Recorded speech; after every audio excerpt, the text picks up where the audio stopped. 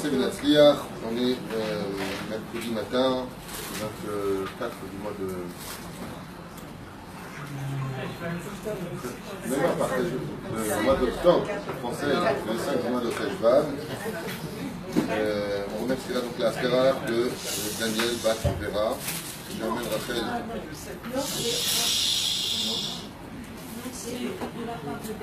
Ah, de la part de Daniel. Et Vera. Pour la Askara de notre maman. D'accord. J'emmène Rachel, Bat, Émilie, Esther. Proche Lema, Bezrat Hashem, Kishoué Malek Israël.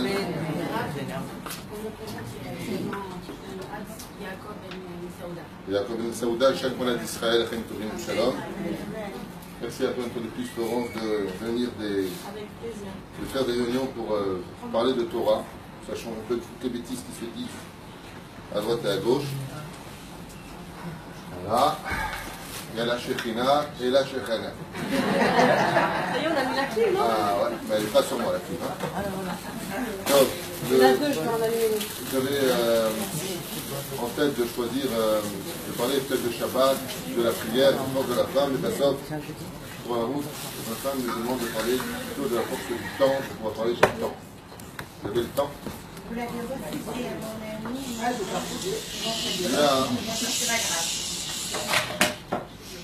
Il y a une création qui, quelque part, la création de Platon, celle qui relève absolument tout dans ce monde. Quand Akadosh Baruch Hu, Boré Olam, a créé le monde, quand il a créé le monde, parmi toutes les choses qu'il a créées, que l'on connaît et que l'on ne connaît pas, il a créé une sphère. Une sphère. Et dans cette sphère, il va créer une notion. Une notion qui n'est ni palpable, qui est difficile d'accès, qui est aussi bien notre meilleur ennemi que notre pire ennemi. Ça s'appelle le temps. Le temps. Le temps est une habitation dans ce monde. C'est pour ça que le mot invitation en hébreu se dit Azmana, qui veut dire Azeman. Tu es fixé pour un temps. Quand on vient dans ce monde, c'est qu'on a été invité par le Créateur du monde à venir pour un laps de temps. Et ce temps-là, le Zman en hébreu, font partie des choses les plus essentielles sur lesquelles toutes les mitzvot de la Torah seront dépendantes, y compris le peuple d'Israël, et y compris aussi bien le passé, le présent, que l'avenir. Alors ce qu'il faut comprendre, c'est qu'est-ce que c'est exactement pour nous le temps, comment on doit gérer le temps, et surtout, pourquoi est-ce que le temps n'appartient qu'à Dieu. Vous avez remarqué qu'il y a des millions de galaxies inconnues, on ne les connaît pas. Il y a l'espace, il y a au-dessous de l'espace dans une bulle la stratosphère qui est l'entrée dans l'atmosphère. Zéro. Le temps existe où dans l'histoire? Que sur Terre. C'est-à-dire que si tu sors de l'atmosphère et que tu rentres dans l'espace, tu te trouves dans l'espace-temps. Tu n'es plus dans le temps. Car c'est quand même incroyable et effroyable que de 7 planètes qui entourent le système solaire, ni Mars, ni Saturne, ni Vénus, ni Jupiter, aucune ne dépend du temps. Elles sont dans un espace-temps figé. Elles vivent dans le monde du présent constant. Le seul domaine dans lequel nous avons une situation de temps qui existe, c'est la Terre uniquement, dans toute la création. C'est inexplicable au niveau de l'esprit. Et le temps est géré par 2 planètes qu'on appelle le Soleil et la Lune. Si on perdait ces 2 signes que Dieu nous a donnés dans la création du monde au 4e jour de la création, on perdrait complètement la notion du temps. Donc quand vous avez entendu ça, vous allez comprendre que le Yetzer Hator et le Yetzer Hara vont être le combat de toute notre vie sur le domaine du temps. Zéro. Zéro. Ça veut dire quoi? Est-ce que je peux avoir le temps ou je ferai partie des gens qui disent j'ai pas le temps? Vous avez remarqué que toute notre vie c'est des rendez-vous. Dans la faute originelle, pour revenir un tout petit peu sur ce sujet-là, il faut savoir que le combat du serpent face à Adam et Ève, et le Etzadat, Tov, Vara, était le combat du temps. Je m'explique clairement. Comment on dit en hébreu était? Aya. Comment on dit maintenant, présent? Ové. Comment on dit Ié? Donc, si je prends les lettres du temps, je verrai qu'Akadosh Baruch Hu s'est accaparé complètement cette notion de temps pour nous. Ce qui fait que Dieu, comment il s'écrit? Yud, Ke, Vav, Ke. Comment on dit passé? Yud, Ke. Comment on dit présent? Vav, Ke. Comment on dit futur? Yé, Yud, Ke. Quand on voit que le temps en hébreu s'écrit, on écrit le nom d'Hachem Tachles. Yud, Ke, Vav, Ke. Dieu a mis son tampon et son nom dans le temps. Mashmanikan, que le temps, c'est la chose la plus importante de toute la création du monde, y compris dans la Torah. Parce que notre Torah dépend aussi du temps. C'est Ad Kedekar, comme le dit Rashi, Yom HaShishi, le 6e jour, Dieu a fini de créer, Yom HaShishi Vaïchoulou. Pourquoi Yom HaShishi dit Rashi? Ki atidim Israël et Kabel et Torah Bevav et Sivan. Car dans l'avenir, le peuple d'Israël, donc dépendant du temps, à une date précise appartenant au temps, eh bien, le Créateur du monde donnera sa Torah. Mashma qu'il n'y a pas plus important au monde que de ne pas perdre du temps. Et qu'est-ce que ça veut dire le temps pour nous? Le Tachles de l'histoire, quand nous vivons dans le temps de l'éternité, chose qui ne veut absolument rien dire pour nous au niveau de l'intellect, qu'est-ce que c'est l'éternité? Quelqu'un peut me dire c'est quoi l'éternité? C'est quoi l'infini? C'est quoi il n'y a pas de fin? Si vous dites qu'il n'y a pas de fin, c'est que vous l'avez défini. C'est quoi le Ein-Sof? On va extrapoler en disant, comme souvent tu attends quelqu'un et tu dis punaise, je t'ai attendu une éternité. Il n'y a qu'un Tunisien qui peut dire ça après 10 minutes. C'est-à-dire qu'on donne des significations où le mot l'éternité signifie oh là là, ça ne finit pas. Vous vous trompez. Parce que si ça ne finit pas, c'est qu'il y a eu un commencement. S'il y a un commencement, automatiquement, c'est qu'il y a une fin. Donc s'il y a un commencement et une fin, c'est parce qu'il y a un commencement qu'il peut y avoir une fin. Alors qu'est-ce que c'est l'éternité? C'est quand on arrête le temps, tout simplement. On sort du temps quand on est dans l'éternité. C'est pour ça que nos âmes rentrent dans un faisceau de lumière et que les scientifiques appellent l'extance, c'est-à-dire le fait de sortir du temps, comment on appelle ça? La lumière, la vitesse lumière. On ne voyage plus dans le temps, on voyage dans la lumière. Le monde qui n'appartient pas au monde du temps est un monde de lumière. Donc pour pouvoir étudier la lumière qu'est la Torah, Oraïta, Or, c'est Torah, Veïta la Yudim, Ora, lumière, Vesimcha, Ora, c'est la Torah. Il faut être capable de mourir dans le temps pour pouvoir étudier la Torah qui est hors temps. Car la Torah est éternelle. Donc combien d'années me faudra-t-il pour étudier toute la Torah? Une éternité. Alors c'est quoi l'éternité? Ce n'est pas un temps. L'éternité, c'est quand j'arrête le temps. Je ne suis plus dans le temps. C'était ça le combat du Satan. J'espère que je suis clair, parce que c'est des sujets qui sont assez kabbalistiques et philosophiques. Donc c'est pas évident à expliquer. C'est pas de votre faute, c'est de la mienne. Je suis pas assez baqué en français pour cela. Le serpent, lui, a compris l'histoire du temps. Alors qu'est-ce qu'il faisait? Il prenait son temps. Et il demandait à Adam Arishon, son nom Rabbi Yehuda B'Taya dans son livre Minchat Yehuda, la permission de pouvoir entrer quelques moments, eh bien, dans le Gan Eden pour les servir. Adam Arishon n'a pas vu de problème dans le monde du temps du Gan Eden, car le Gan Eden est un monde sans temps. Il n'y a pas de temps dans le Gan Eden. Mais la reine, qu'est-ce qu'a fait le serpent? Il a pris avec lui la notion de la jalousie du monde de la femme. Quand on dit que le serpent était jaloux de Adam et de Ève parce qu'il les a vus ensemble dans l'intimité, n'imaginez pas un homme et une femme en train de faire l'amour, et le serpent qui dit « Oh le goujat !» Pas de ça dont on parle, c'est du chat. Ce sont des notions kabbalistiques très élevées. Mais le Pérouche Adavar, c'est que le serpent s'intéressait à ce que la femme représente dans le temps. Et qu'est-ce que la femme représente dans le temps? Celle qui quitte du temps. C'est-à-dire que quand tu parles dans le judaïsme d'une femme, dans le Shulchan Aruch, dans la Gemara, dans tous les livres, Torah, Mimizvot, Shazman, Grama. La femme, quand tu parles d'elle dans la Torah, elle est quitte de toutes les mitzvot provoquées par le temps. C'est ce qui définit dans le Talmud d'une femme. Maïcha, Misha, Torah, Mimizvot, Shazman, Grama. Elle est quitte de ce temps provoqué par les mitzvot provoquées par le temps. Et pourquoi?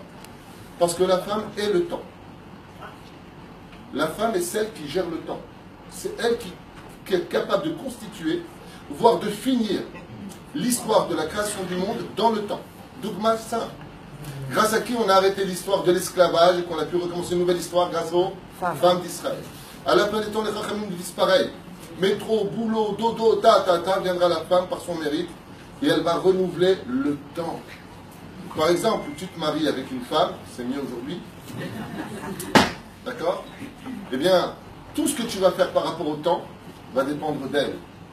L'homme va dire à sa femme, allez, quand est-ce que tu tombes enceinte? Dans combien de mois tu accouches? Tout dépend d'elle. À quelle heure on mange? À quelle heure on part? Tu pars en vacances. Jamais tu as la femme qui dit au mari, chérie, à quelle heure on part? C'est souvent l'homme qui dit à la femme de façon régulière, à quelle heure tu seras prête? La femme est la directrice du temps. Elle a en elle cette dimension. D'où le secret al-Pi Kabbalah quand on dit Sha'asani Kirtsono. Comme pour Hachem, la chose la plus essentielle dans ce monde, dans la création, c'est le temps. Il est évident que si la femme possède la magie du temps dans ses mains à un tel degré qu'elle est quitte des mitzvot provoquées par le temps, c'est parce que la femme est la maîtresse du temps. C'est pour ça qu'on ne peut pas vivre, nous les hommes, sans une femme, car un homme qui n'a pas de femme est un homme qui ne vit pas dans le temps. Grâce à sa femme, il pourra enfin gérer un système de vie commune, familiale, sociale, dans le temps. Le temps de partir étudier. Là, vous allez voir avec les femmes, je vous donne juste un tout petit exemple. Hein. Qu'elles soient marocaines, algériennes, tunisiennes, libyennes, ashkénazes, peu importe. Peu importe son origine, toutes les femmes, madame. Toutes les femmes. Non, ça, ce que j'ai dit avant, c'était de l'humour. Accroche un sourire. Donc, la reine, quand on vient et qu'on est dans cette situation, s'il y a une chose au monde que les femmes ne supportent pas, c'est un mari qui perd son temps. C'est-à-dire, le mec, écoutez bien, il gâte sa femme. Il lui a acheté la dernière Ferrari rouge anti-Ainara décapotable. Le kissou spécial, je ne m'envole pas à 190 km/h. Elle a 2 femmes de ménage. Il est blindé. Il a une piscine en forme de violon et l'autre en forme de guitare. Let's go fine. Et qu'est-ce qu'il fait le mari? Il est toute la journée à la maison. Elle manque de rien. Elle ne sera jamais épanouie. Elle ne peut pas s'épanouir avec un mari à la maison. C'est impossible. Par exemple, le mec, il est bien. Il va aller prier au Shtibler à 9h. Et à 8h30, il est encore dans le lit. Elle va se retourner, vous allez comme ça, donc faire. Le mari se retourne. Il y a un problème. J'ai fait une bêtise. J'aime pas que tu te lèves pas. La femme n'aime pas que le mari ne se lève pas. Lève-toi. Pourquoi tu veux que je me lève? C'est pas l'heure. Parce que je peux pas t'estimer dans la femme. Écoutez bien ce que je vous dis, c'est important au niveau psychologique. La femme ne peut pas estimer un homme qui ne se lève pas. J'ai besoin que tu te lèves. Plus que ça encore, si pendant les vacances il se lève, il va à la prière, ou alors elle le trouve le matin, elle se retourne, Baruch Hashem, il est parti. Elle ouvre les yeux et elle le voit revenir d'Avet Knesset en train d'étudier la Torah. Elle lui prépare un hachis parmentier, la bière Maccabi gelée comme il faut, et elle le regarde avec amour. Lama. Parce qu'une femme, sachez-le au niveau psychologique, pour ceux qui se marient, ne peut estimer son mari que quand il est capable de gérer le temps dans l'intelligence. Si tu es capable de prendre du temps pour tes enfants, si tu es capable de prendre du temps pour l'étude de la Torah, si plus que tout tu es capable, alors malgré ton emploi du temps tellement chargé, d'avoir du temps pour moi, tu es un héros. Tu es quelqu'un de grand. Parce que la femme, elle, je ne vais pas vous faire perdre du temps avec ça, mais seule une femme est capable de gérer sa vie en tant que femme dans le temps. Nous, les hommes, on ne peut être que spectateurs de ce que vous êtes capable de faire. La vérité, je ne sais pas comment vous faites. Vous dormez tard parce qu'il y a les lessives à faire, la spongia, il faut ranger la maison, préparer les affaires des enfants. Le matin, chérie, lève-toi. J'ai 40 de fièvre. Bon, laisse tomber, j'y vais parce que c'est une catastrophe. Donc, la femme se lève, tu as le petit qui pleure de l'autre côté, donc elle est comme ça, elle fait le bijoulet, elle lui donne le machin, elle est en train de faire le caca du petit. Est-ce que s'il te plaît, ça ne dérange pas moi de déposer le petit au gagne? Bon, laisse tomber, tu vas être en retard à ton travail, de toute façon, ça fait une histoire. La femme est capable de mettre le petit, tac, l'euro dans le machin, le fermer. Elle a la patience, la vérité. Nous, on peut le faire. Donc, déjà, il doit soit dans la voiture.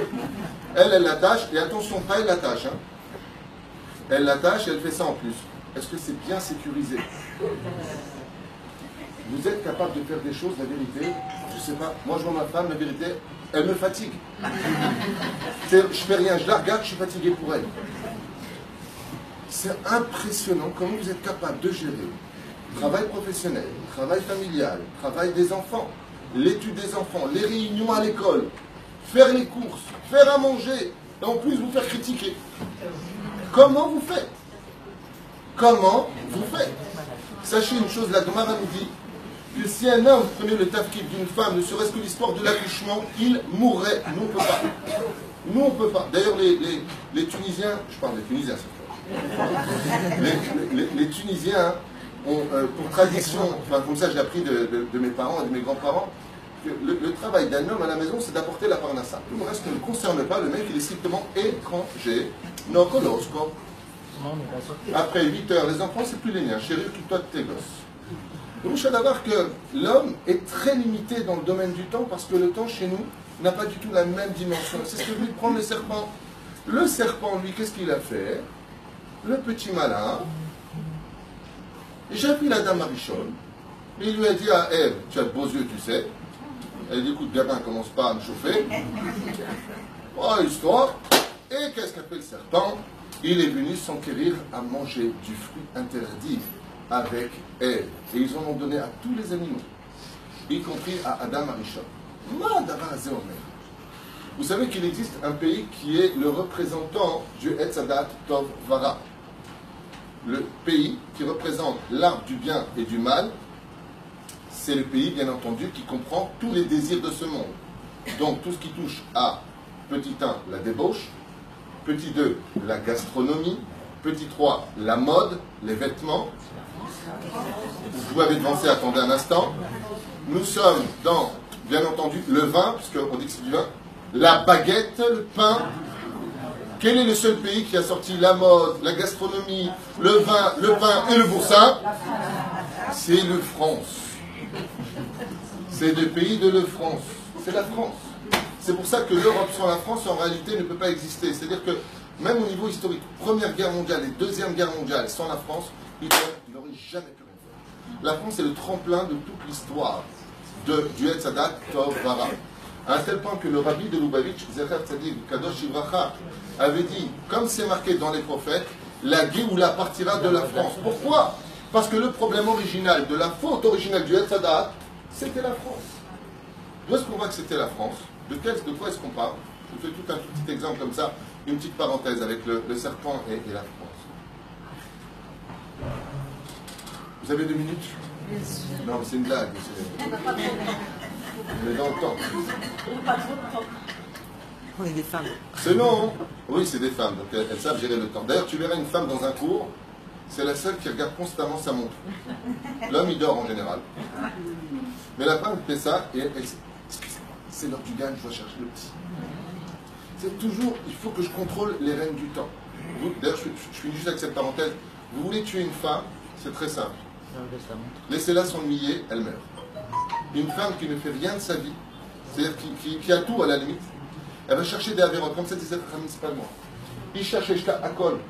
Comme à Los Angeles, aux États-Unis par exemple, on fait tout dans la culture pour que la femme soit sganeh fine. Si elle a absolument tout, la femme, si elle n'a pas un issouk dans les mains, comme ça écrivent les Chokmei Moussar, Isha Belo Issouk, Mechapeset Avera. Une femme qui n'a rien à faire, elle va chercher des choses à faire qui ne vont pas être dans le bon kivoun, lama. Parce que Isha Datan Kala, elle est facile d'influence, la femme.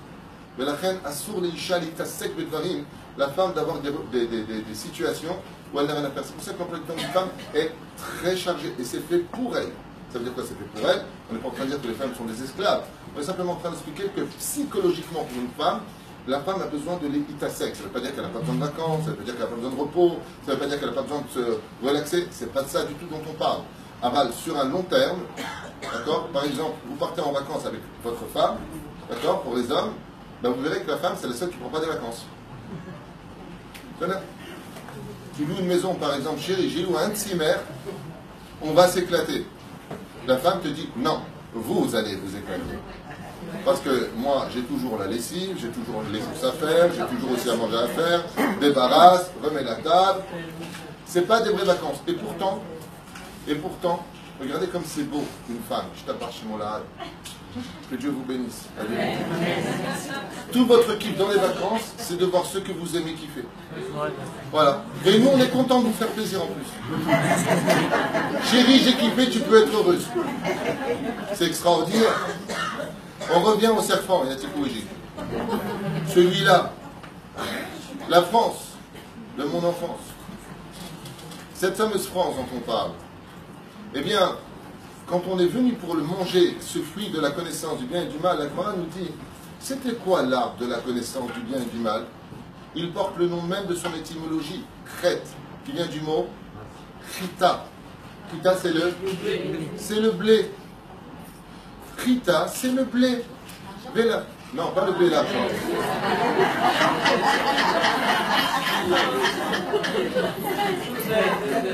Chita, c'est le blé. Et qu'est-ce qu'on fait avec du blé? Du pain. Il y a un pain au monde qui n'a son origine dans aucun autre pays. Tous les pains, tu vas aux États-Unis, tu vas au Congo, tu vas où tu veux, dans le monde entier, tu trouveras toujours plus ou moins les mêmes formes de pain. Il n'y a pas de grande différence, mais il y a un pain qui n'appartient qu'à une seule culture. La baguette est française et personne ne pourra te le prendre. Et pourquoi d'après la baguette? Au sage de nous expliquer que la baguette, c'est le seul pain au monde qui prend la forme d'un serpent. Mais la fête,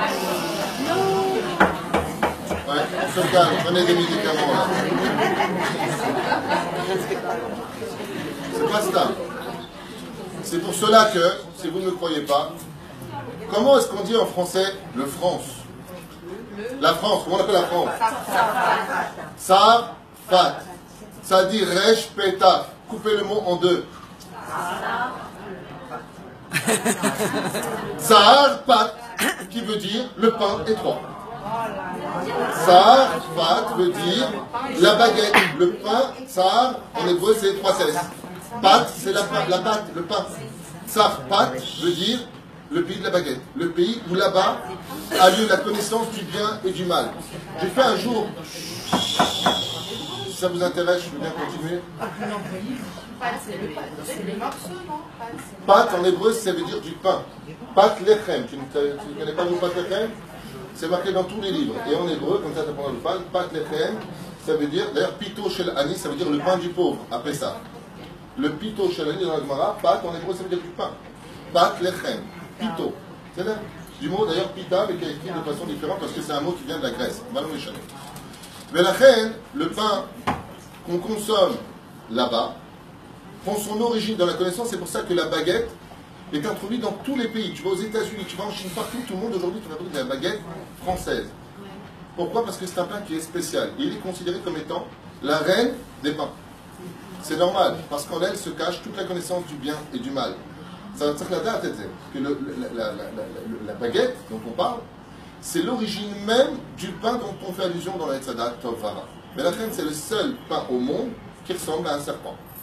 Parce qu'il vient de son origine, de la faute originelle, comme l'avait expliqué une fois Léon Ashkenazi, magnifique, pour ceux qui l'ont connu.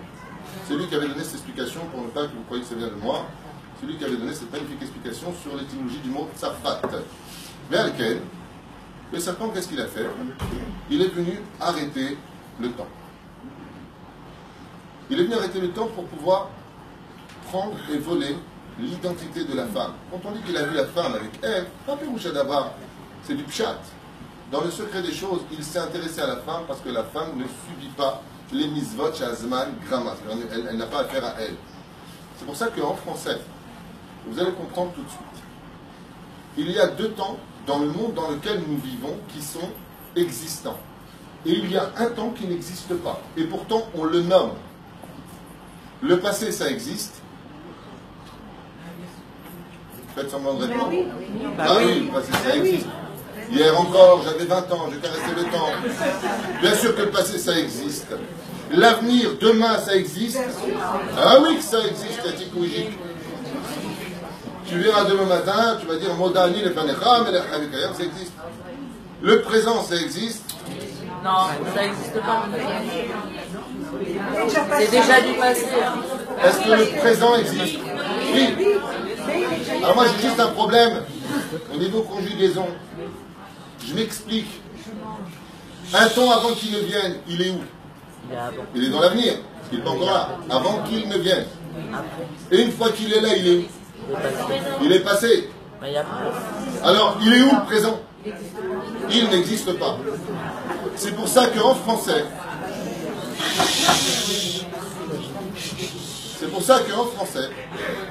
si vous prenez les lettres du mot présent et que vous inversez les lettres, ça fait les lettres du mot serpent. Parce que, vous allez vous calmer, ouais. Chérie, viens, on se casse. Je parle à ma femme, hein. Mais la reine, les lettres du mot présent sont aussi les lettres du mot français serpent. Parce que ce qu'appelle le serpent, c'est de voler le présent aux gens. C'est pour ça qu'en hébreu, le mot moment présent ne se dit pas présent. On dit arshav. Moi, c'est arshav, ça veut dire maintenant. C'est le moment d'agir sur quelque chose. Mais ce moment, il appartient à quel moment? Il appartient à un mariage. Passé futur, passé futur, passé futur. Le peuple d'Israël ne vit que dans le passé futur. Je suis l'Éternel, ton Dieu, qui t'a fait sortir du pays d'Égypte. Et on va où? Halek haolam haba. On va dans le monde futur. Machma Mikan. Mais il est où le présent? Le moment le plus important dans la vie d'un juif, sachez-le, c'est le présent. C'est pour ça que toute notre Torah ne vit qu'au présent. Comme le dit d'ailleurs, on le dit dans le matin dans la prière. Comment on appelle réellement le présent dans la chambre du Talmud? Rega. Regardez que vous parlez en hébreu à quelqu'un. Tu es pressé, qu'est-ce qu'il te dit? Regardez comme c'est beau l'hébreu. Je t'abbarre chez Mola, quelle soute on a d'être hébreu. C'est extraordinaire. Quand tu dis à quelqu'un, stop, arrête-toi 2 minutes, arrêtons le temps. Comment tu dis en hébreu? Non, juste avant, il y a un mot. Et ben voilà, c'est extraordinaire. Vous savez, ça veut dire le mot rakrega. Pour celui qui va l'Oupagne, vient d'arriver de France ou d'ailleurs, ça veut dire juste un instant, traduction littérale. Pas du tout. Ça veut dire vide ce moment. Vide-le de quoi? Du passé futur. Rak vient du mot rek, qui veut dire vider. Rak rega. Vide ce moment, ça veut dire quoi? Ne t'occupe pas ni de ce qui vient de se passer, ni de ce que tu as envie de faire dans l'avenir. Vide le moment présent. L'étymologie du mot rak rega est extraordinaire, qui veut dire rek rega. Vide ce moment. Pourquoi vide-le? Mais pourquoi tu veux que je vide un moment? Vide de ce que le temps vient lui investir. Passé, futur. Passé, futur. Est-ce que tu serais capable de retirer juste ces 2 moments, de quitter ton occupation et d'arrêter de penser à ce que tu vas faire tout à l'heure? Est-ce que tu peux rester avec moi un instant? Rak rega. Arrête. Arrête quoi? Comment tu veux que j'arrête ce temps? Dans le Kabbal, je t'apparte chez moi là, c'est extraordinaire. Akadosh Baruch Hu, dans la faute originelle, je vous expliquais avec le serpent, qu'est-ce qu'il a fait? Il a réussi à casser le nom de Dieu. Yud Kevavke, tant qu'il n'est pas complet, on ne peut pas avoir la Géoula. Ki Yad al-Kestia, Milchama ben Amalek, Midor, Dor. Comme ça nous dit le verset. La guerre contre Amalek, eh bien c'est celui qui veut nous faire perdre du temps. Amalek, c'est celui qui veut absolument rentrer la vie dans le désespoir du temps, alors que le temps continue à vivre. En d'autres termes, je vais vous poser une question très simple. C'est quoi l'éternité? C'est quand on est capable de vivre au présent. Dès que je suis capable de vivre au présent ma vie, je vis des moments éternels. C'est pour ça d'ailleurs que quand tu fais un voyage avec ta femme, tu n'as pas la belle-mère, et que tu as fait un bon couscous boulette. En vacances? En vacances. Et elle est heureuse de faire le couscous boulette, parce qu'elle te dit toujours, vous faites tous la même phrase, c'est bon, comme ça s'intéresse. Et à ce moment-là, tu la regardes et tu lui dis, j'aimerais que ce moment ne cesse jamais. C'est beau. J'aimerais donner un flash informatique à ce moment qui ne bouge plus. C'est comme les bébés, des fois ils te regardent et tu as le petit nourrisson qui vient et te met la main sur la joue comme ça. Et Laurent, faut qu'il fasse attention et qu'il rentre ici.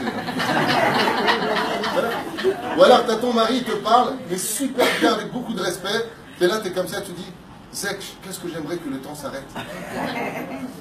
Mais la reine, Bisiata d'Ishmaïa, il est très important de comprendre que le Shem Havaya Baruchu, et je vais vous dire quelque chose que vous ne savez peut-être pas, mais tout le tikkun de ce monde, c'est de réparer le temps, parce que le temps est le moyen de recoller les lettres d'Hachem dans ce monde.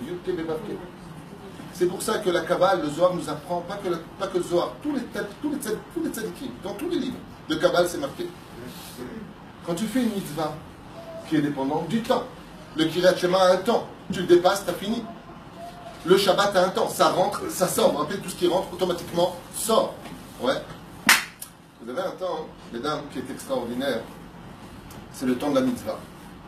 Le seul moment où le présent existe, c'est dans le monde de la Torah. Dès que tu es dans le monde de la Torah, écoutez bien ce qu'on dit avant chaque mitzvah. Leshem yichud kutsha berichud. Donc, on vient faire quoi pour la mitzvah? Rescinder le Yudke Vavke ensemble. Les Yahad Hashem Shem Kol Israël. D'accord? Qu'est-ce qu'on vient faire?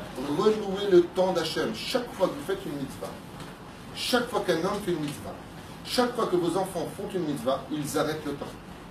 Dès que rentre Shabbat, Vaïchoulou Hashamen Vaaretz, tout de suite, arrête le temps. Mais comment tu veux que j'arrête le temps?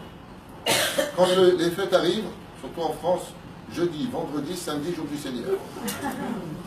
C'est terrible. Et dès que les fêtes sont passées, toutes les femmes s'appellent au téléphone dans le monde entier. Voilà, c'est passé. Un truc de fou. Avant que ça vienne, elle prépare les tupperwares. Une fois que c'est fait, elle lave les tupperwares. C'est extraordinaire. Toutes les mitzvot que nous avons, la fête de Pessah, la fête de Shavuot, la fête de Sukkot, Shalosh Regalim, c'est un rendez-vous. Comme le disent les Chachamim, Maïl din bet knesset, qu'est-ce que c'est une synagogue?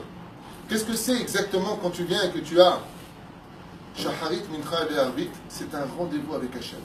C'est pour ça que toutes les lois du Shulchan Aruch concernant les prières, c'est d'être capable de ne pas vivre ni dans le passé, ni dans l'avenir. Hachem, Sefata et Tiftar, ou Fiagid, la banque à Poalim à 15h. Ça, c'est pour tout à l'heure. Ata Chayav Liyot, c'est-à-dire le tikkun du monde, c'est d'être capable de vivre le moment présent. C'est pour ça que celui qui ne vit pas dans la Torah, qui n'est pas capable de vivre le présent, qui a été volé par le serpent, ne trouvera jamais le bonheur. Celui qui vit dans le passé de toutes ses souffrances, de son mari, de sa belle-mère, de son frère, de sa sœur, et du marteau, de la totale, il vit dans une remma toute sa vie. Celui qui vit dans l'avenir de « Chérie, t'as payé la facture ?»« Ouais, je me suis arrangé, Baruch Hashem, c'est super. Et le mois prochain, comment on fait ?» Tu ne peux pas vivre dans le bonheur. Parce que le passé, il est douloureux, ou il est rempli de bonheur, peu importe, il ne faut pas être péjoratif. Et l'avenir fait peur pour tout le monde. On ne sait pas ce qu'il va y avoir demain. Alors comment tu veux que je sois heureux alors que la mise va de ce monde, c'est Besamarta Bechagecha. Tous les jours tu dois être sa mère. Il n'y a qu'un seul remède. Envoyer le serpent balader et retrouver le temps qu'il nous a volé, qui s'appelle le moment. Maintenant tu vas bien, là, maintenant ta classe, comment tu te sens? Franchement, maintenant ça va. Mais si tout à l'heure je vais rencontrer telle personne, j'ai peur d'eux. Mais pourquoi tu es dans le moment futur? Ça, c'est le travail du serpent. Le travail du serpent, c'est de t'amener tout le temps dans le mauvais temps, au niveau de l'esprit. Ce qui fait que ta émouna est toujours ébranlée. Tu peux avoir le kissou, la kippa, tu peux être l'homme le plus merveilleux du monde. Si tu penses constamment à ton avenir, à un tel degré que le Shulchan Aruch, Rabbi Yosef Karo nous a écrit, tout celui qui pendant le moment présent mange. Yesh comme à l'école, bien rien à voir, regardez. On manque 4000 calories là. Ouais. À partir du moment où une personne n'est pas capable de vivre le moment présent, il est angoissé parce que le passé, il réveille des sentiments qui sont ou agréables ou désagréables. Et l'avenir, ben, rien n'est un acquis. Ce qui fait que le Shulchan Aruch nous dit, celui qui mange maintenant et qui dit, qu'est-ce que je vais manger demain, fait partie des gens qui ont très peu d'émouna. Et qu'est-ce qu'elle sait faire à Malek? Nous voler la émouna. Qu'est-ce que c'était quoi le tactique du Satan, du Nachash? Nous voler la émouna. Donc, quel est le meilleur moment à vivre? Le présent. Zema Shamar Shlomo Amelech. Pourquoi est-ce que tu t'inquiètes pour demain alors que tu ne sais même pas s'il va exister ce jour? Maintenant, comment tu vas? Arshab, Echata Margish, Zéaïnian, quand on est capable de vivre, et maintenant je vais expliquer clairement, dans la Kabbale, Yudke Vavke, d'après vous, Kiyad Alkes Ya. Où est-ce qu'il est le Yudke? Donc, passé, futur, Aya, Ove, il est où ce Yudke? Il est dans le trône divin, il n'est pas sur terre. Qu'est-ce qu'a réussi le serpent à faire? Il a réussi à faire tomber sur terre le vav et le hé. C'est-à-dire qu'en réalité, pourquoi Dieu n'a créé l'atmosphère dans ce monde qui comprend le temps? Uniquement parce que le hové, le vav et le hé dans la Kabbale sont tombés sur terre. Ce qui fait que le but de chaque juif, c'est de retrouver le présent et de lui faire faire teshuva. C'est-à-dire que, et regardez comme c'est beau dans la Torah maintenant, quand tu viens que tu fais le Kriyat Shema, et que tu promets à Dieu de pratiquer de tout ton cœur, de tous tes moyens, de toute ton âme, les mitzvot de la Torah, tu les dis dans quel temps, je t'en supplie? Ve'afta et Hashem Elokecha, bechol levavecha, ufchol nafshecha, ufchol meodecha, ve'ayu adevarim ha'ele, metzavecha, ayom, c'est quel temps? Présent.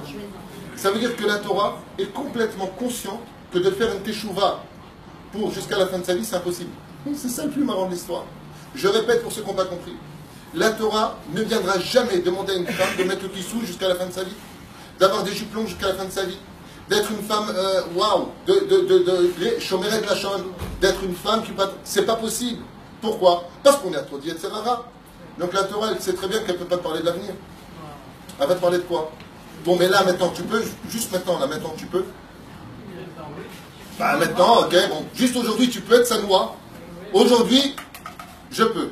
Et non seulement je peux, mais j'ai pas peur. Pourquoi? Parce que l'avenir fait peur. Mais si maintenant je vis au présent, ce que je suis en train de vivre, c'est juste pour le moment, j'ai pas de problème. Alors on te dit recommence demain. Comme tu sais pas si après-demain va exister, tu seras sur terre ou pas, l'homme était très bien, il est parti à l'hôpital, il est pas ressorti. Je viens d'aller faire le SPED, l'homme est chané. Jamais il aurait cru qu'il partirait comme ça parce qu'il avait un petit bobo ou autre chose.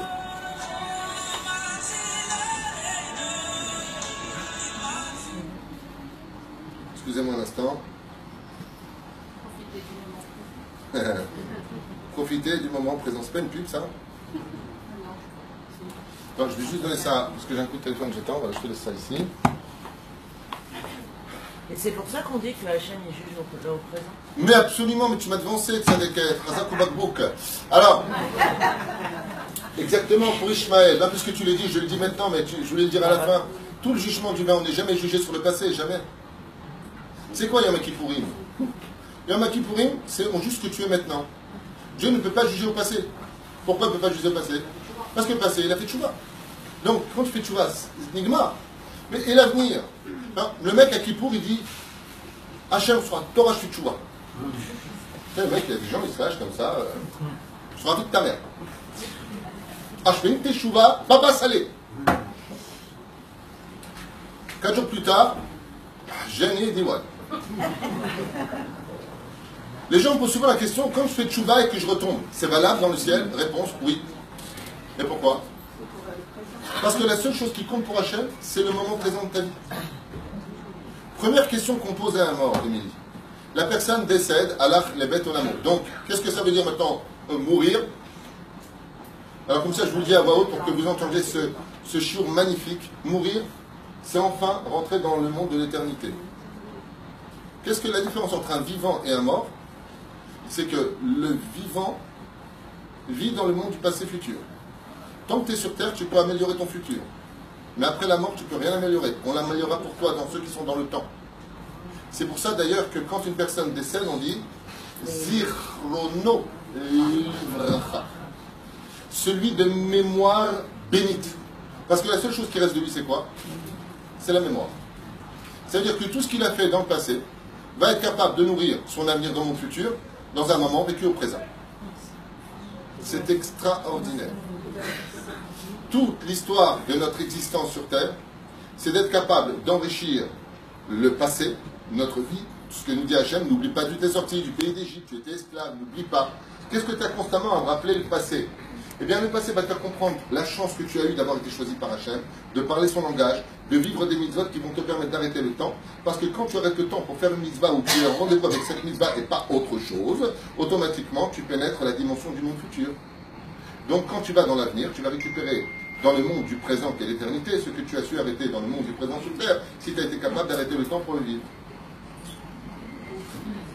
Elle a rien compris, la meuf. Ah. On a l'impression que les années d'avant, elles passaient moins vite que maintenant. On a l'impression qu'on vit à 2000 à l'heure que la semaine. On se dit tout, déjà jeudi, déjà mercredi, déjà... C'est une excellente réflexion que tu as et j'aimerais y répondre. J'ai la réponse. Oui, je ne me rappelle pas d'avant. Ma femme m'a posé la question avant toi. Et je vais y répondre. Vous avez remarqué que les fêtes sont presque plus les fêtes, que Pessar c'est plus Pessar, que les belles-mères, les grands-mères s'habillent comme des filles de 17 ans. Vous avez remarqué qu'il se passe des choses bizarres. Non mais Tachles. Il y a une jeune fille de 17 ans qui m'a dit je vais dans un pub avec ma mère. Toi tu vas, je comprends à la limite. Je comprends pas, mais bon. Mais ta mère. Sa mère lui a dit je suis pas gay. Tu vois sa tronche. Ah mais t'es pas gay, je te fous là-bas. Pour répondre à ta question, c'est parce qu'on arrive à la fin du cycle de la vie. Le monde est une sphère. Nous sommes partis d'un point zéro où tout a commencé. Adam Arishon a été renvoyé du Gan Eden. Pour aller où? Dans le monde du temps.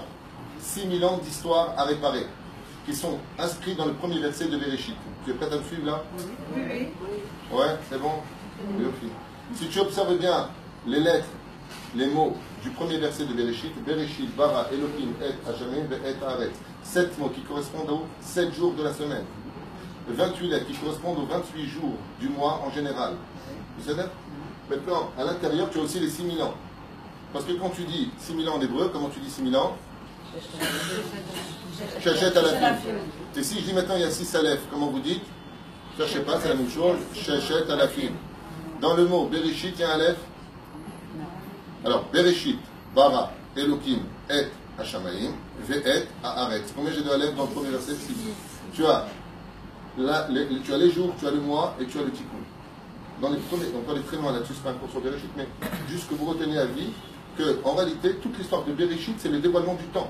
La plus belle création de Dieu, je vous le répète, l'histoire de la terre, contrairement à nous et les autres, c'est une question de temps. Par exemple, si on dit quelle différence entre le monde des hommes et le monde des anges, eh bien, le monde des anges est un monde très élevé qui s'appelle le monde de la Yetzira. Quelle différence entre nous et eux? Eh bien, la réponse est très simple. C'est qu'eux ne vivent pas dans le temps. Donc la Torah ne peut pas leur appartenir. Car la Torah ne peut appartenir qu'à celui qui est capable d'arrêter le temps. Un prince de la Torah, c'est celui qui a le temps d'étudier la Torah. Un homme libre dans la Torah, c'est celui qui va chercher la Torah pour l'étudier. C'est-à-dire que si tu es capable, Bene Chorin, d'arrêter le temps pour étudier la Torah, malgré toutes tes responsabilités sur terre, qui sont entre guillemets ceux qui doivent accompagner ton temps, alors c'est que tu es un homme libre. C'est pour ça que quand vient Shabbat Kodesh, si tu n'es pas capable d'arrêter le temps pour avoir rendez-vous avec Hachem, il est évident que tu ne peux pas le rencontrer après la mort. Et pourquoi tu ne peux pas le rencontrer après la mort? Parce que Dieu ne vit que dans le monde du présent. Qu'est-ce que c'est l'Olam Haba? Olam, Shelo, Osim, écoutez bien, c'est incroyable. La seule explication qu'on ait sur le monde futur, même s'il est marqué qu'il aura ata Elohim zulatecha, personne ne sait ce qu'est le monde futur, la seule chose qu'on peut écrire les sages, c'est un monde de complétude où on ne fait rien d'autre que regarder Hachem. C'est le seul moment où on fera rien. Et pourquoi on fera rien dans le monde futur? Il n'y a rien à faire. On se tient et on regardera Hachem et qu'est-ce qu'on fait? On kiffe. C'est comme si tu as pris 3 joints, 4 ecstasy, cocaïne, t'es là. Tu vois des papillons partout. Mais dans quel monde tu vis? Comment? Tout le temps? Oui, tout le temps. Le temps d'un moment. Et c'est quoi le moment d'un moment? C'est le temps de l'éternité. C'est pour ça que les Chachamim, et je vous donne juste un tout petit exemple sur la vie commune. Si je prends maintenant des tzadikim, Rabbi Akiva, Rabbi Shimon Bar Yochai, Rabbi Haïdaïb Lomet, le Rabbi Lubavitch, Rabbi Nachman de Breslev, tous, on vient de fêter la Hilula d'un des plus grands maîtres du judaïsme, le Rav Ovadia Yosef, ok? Mais ils sont morts. Et là, j'ai quelque chose de dur à vous dire, donc je vous demanderai de sécher vos larmes. Est-ce que vous avez chez vous une photo de votre arrière-grand-père en plein milieu du salon? En plus, il y a des guédelles chez moi. Est-ce que quelqu'un a une photo de son arrière-grand-père à qui il doit sa vie, puisque c'est son en grand cadre dans le salon? Vous avez ça? Je veux venir voir. Je veux venir voir. Je vais changer ma phrase.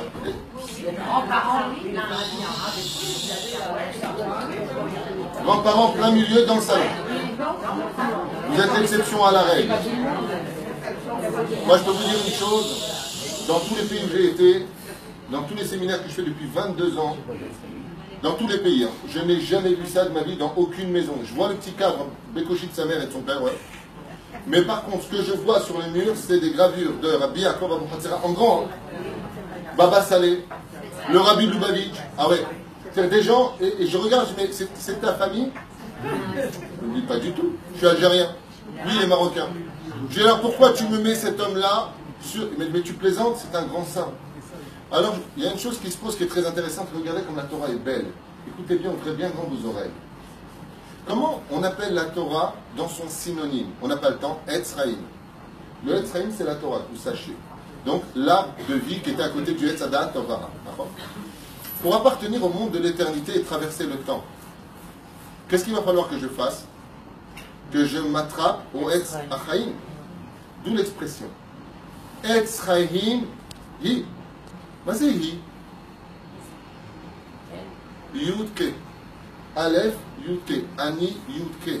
Hi. Lama Hazakim, Ba. Si tu viens attraper l'arbre de vie, le monde de la Torah, alors qu'on était Vatecha Shalom. Ça veut dire quoi? Pourquoi est-ce que nous, on connaît tous, on fait l'Aïloula? Allez, je vais t'avoir toi là-bas, attends. Tu fais l'Aïloula de Rabbi Shimon Bar Yochai, il y a 1800 ans, il est mort. Est-ce que tu fais l'Aïloula de ton arrière-arrière-grand-père? Ah, 1-0 là-bas le son. Lama, Zot Hashe'ela. Vous avez 450 000 personnes sur le tombeau de Rabbi Shimon Bar Yochai tous les ans. Le mec, 600, vous savez quoi, si vous voulez me contredire sur des chiffres, il y a 1 milliard de personnes, on s'en fiche. L'idée à retenir, c'est que tous ces gens-là viennent se prosterner, dépenser, prendre le billet d'avion des États-Unis pour aller sur la tombe d'un homme qu'on n'a pas connu. Lama. Pourquoi des familles entières se ruinent pour aller sur la tombe à Kiev, à Ouman, d'un mec qui est mort il y a 230 années? Tu l'as connu? Non, il a écrit un chef-d'œuvre. Alors tu vas aller chez Einstein parce qu'il a écrit aussi des chefs-d'œuvre. Asma, il a fait faire d'Alim, ceci, non. Quelle différence? Je ne connais pas la date de nos arrière-grands-parents. Imachinami, je peux vous dire. Après vous, madame, je peux vous dire une chose. Si j'appelais quelqu'un en lui disant, tu sais, ton aïeux, arrière-grand-père, ça tombe telle et telle date, s'il va acheter un paquet de gâteaux et c'est légitime, ne prenez pas ça mal, je ne juge pas, c'est un état de fait. Allez, je vous donne la date de vos grands-mères qui ont vécu il y a 300 ans en arrière. Vous faites une iloula? Allez, tachlèche. Non, on n'aura pas le temps. Pourquoi? Mais c'est légitime. Mais si par contre, comme j'ai rencontré quelqu'un qui faisait la iloula d'un des plus grands sages de la descendance du Magui de Douvna, il faisait sa iloula, c'est un scientifique que j'ai rencontré à Los Angeles. Il faisait sa iloula. Tu l'as connu? Non. Mais c'est l'époque du Baal Shem Tov? Oui. Et quelle différence entre son aïeux et le mien? La réponse est très simple, sans juger personne. Celui qui, dans ce monde, s'est attaché à la Torah, automatiquement traverse tous les temps. Parce que la Torah, c'est le présent. C'est le moment qui a été volé. Ce qui fait que même si 1800 ans sont passés, Rachel et Minou Aleh Shalom, c'est ça, Iloula, automatiquement, tout le monde vient la voir dans le monde du passé, futur. Parce que le présent, c'est le moment du rendez-vous, de l'éternité. Ce qui fait que celui qui s'attache à la Torah, s'attache à l'éternité. Celui qui a la Torah, il va au monde futur. Celui qui a la Torah, on ne peut pas l'oublier. Pourquoi on ne peut pas l'oublier? Parce qu'il appartient dans un monde qui a été volé. Et le fait de servir à la Torah, de faire les mitzvot, c'est de faire le tikkun du temps. C'est pour ça que quand je viens dire à une personne, viens étudier la Torah, en général, 100% de la réponse c'est « j'ai pas le temps ». C'est-à-dire que lui, il n'a pas compris que l'essentiel de sa vie, c'est de réparer le temps. Quelqu'un qui se marie, qui croit que le mariage, c'est mettre une bague au doigt et qui n'a jamais le temps pour sa femme, c'est quelqu'un qui est prisonnier du temps, ça s'appelle un esclave. Et où est-ce que c'est marqué dans la Torah? Parachat Shemot, mais forage. Qu'est-ce qu'a dit Pharaon aux enfants d'Israël quand Moshe a dit « Shelach hatami v'ya'avduni v'ya'avdu et Hashem » libère mon peuple pour qu'ils aillent servir Hashem. Qu'est-ce que répond Pharaon? Toupi, matem, toupi, mince. Je vous ai pas assez occupé. J'ai pas fait assez métro, boulot, dodo. Retirez-leur de la paille. Mais pourquoi leur retirer de la paille? Parce qu'ils ont encore le temps de penser qu'ils peuvent arrêter le temps. On n'a pas le temps. Il ne faut pas qu'on ait le temps. C'est ça, Pharaon. Tout le langage de Pharaon, tout l'esclavage dans lequel on vit, c'est quand on a le temps pour tout ce qui concerne le passé et le futur. Donc on travaille constamment pour qui? Pour l'avenir. On est bien d'accord? Oui. Là, c'est très curieux au niveau philosophique. Parce qu'on travaille tous pour nos gosses. C'est bien. Et nos gosses travaillent pour qui? Là, pour les leurs. Qui sera le dernier? Il va être blindé, mec. Rabbi Tarfon, il dit pas comme ça que ça marche. Tu veux construire tes enfants? Construis-toi. Tu veux t'occuper de l'avenir de tes enfants? Construis-toi, toi. Sois une base pour eux. Parce qu'une fois construit, tu pourras les construire. Vous savez qu'il a compris, c'est incroyable. À El Al, quand tu prends l'avion, même toutes les autres compagnies, hein, Ils te disent, s'il y a des perturbations et que tu es en train de crever parce que tu n'as plus d'air, ouais, ils te font descendre des masques. Quand il n'y a pas les dessins, tu as des femmes qui prennent pour des handicapés, ils te font. Donc tu dois comprendre qu'il s'agit du masque qui tombe sur la tronche, d'accord? Et donc, qui met le premier masque? Ton enfant ou toi? Ah, vraiment, vous pouvez pas beaucoup la dire. D'abord toi et après le gosse. Parce que si toi tu perds connaissance, comment tu vas lui mettre? Stratégie. D'abord tu mets toi le masque, après tu mets à ton enfant parce qu'une fois que tu respires, tu peux le construire. C'est Pérouche Adava, que tous ces grands qui ont été occupés à l'étude de la Torah, qu'est-ce qu'ils ont donné? Srutavot. Je vous fais une parenthèse. Is gonna find, Kif Metemesh. On va arriver dans la paracha de la semaine qu'on va suivre, c'est Vayera. On va voir un personnage extraordinaire qui s'appelle Avraham Haïvri.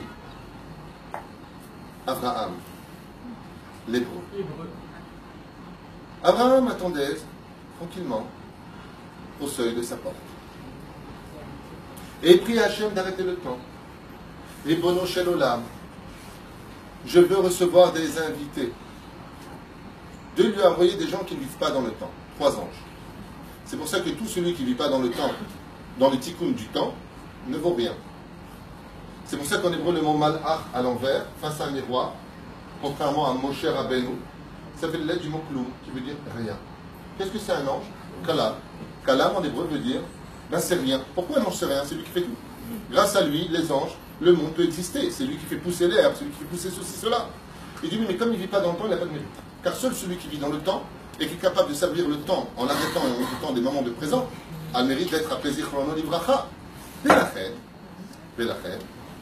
C'est marqué une ascara, le mec était blindé. Hein. Il avait des immeubles, il avait. Jamais t'entendras ça toute ta vie durant.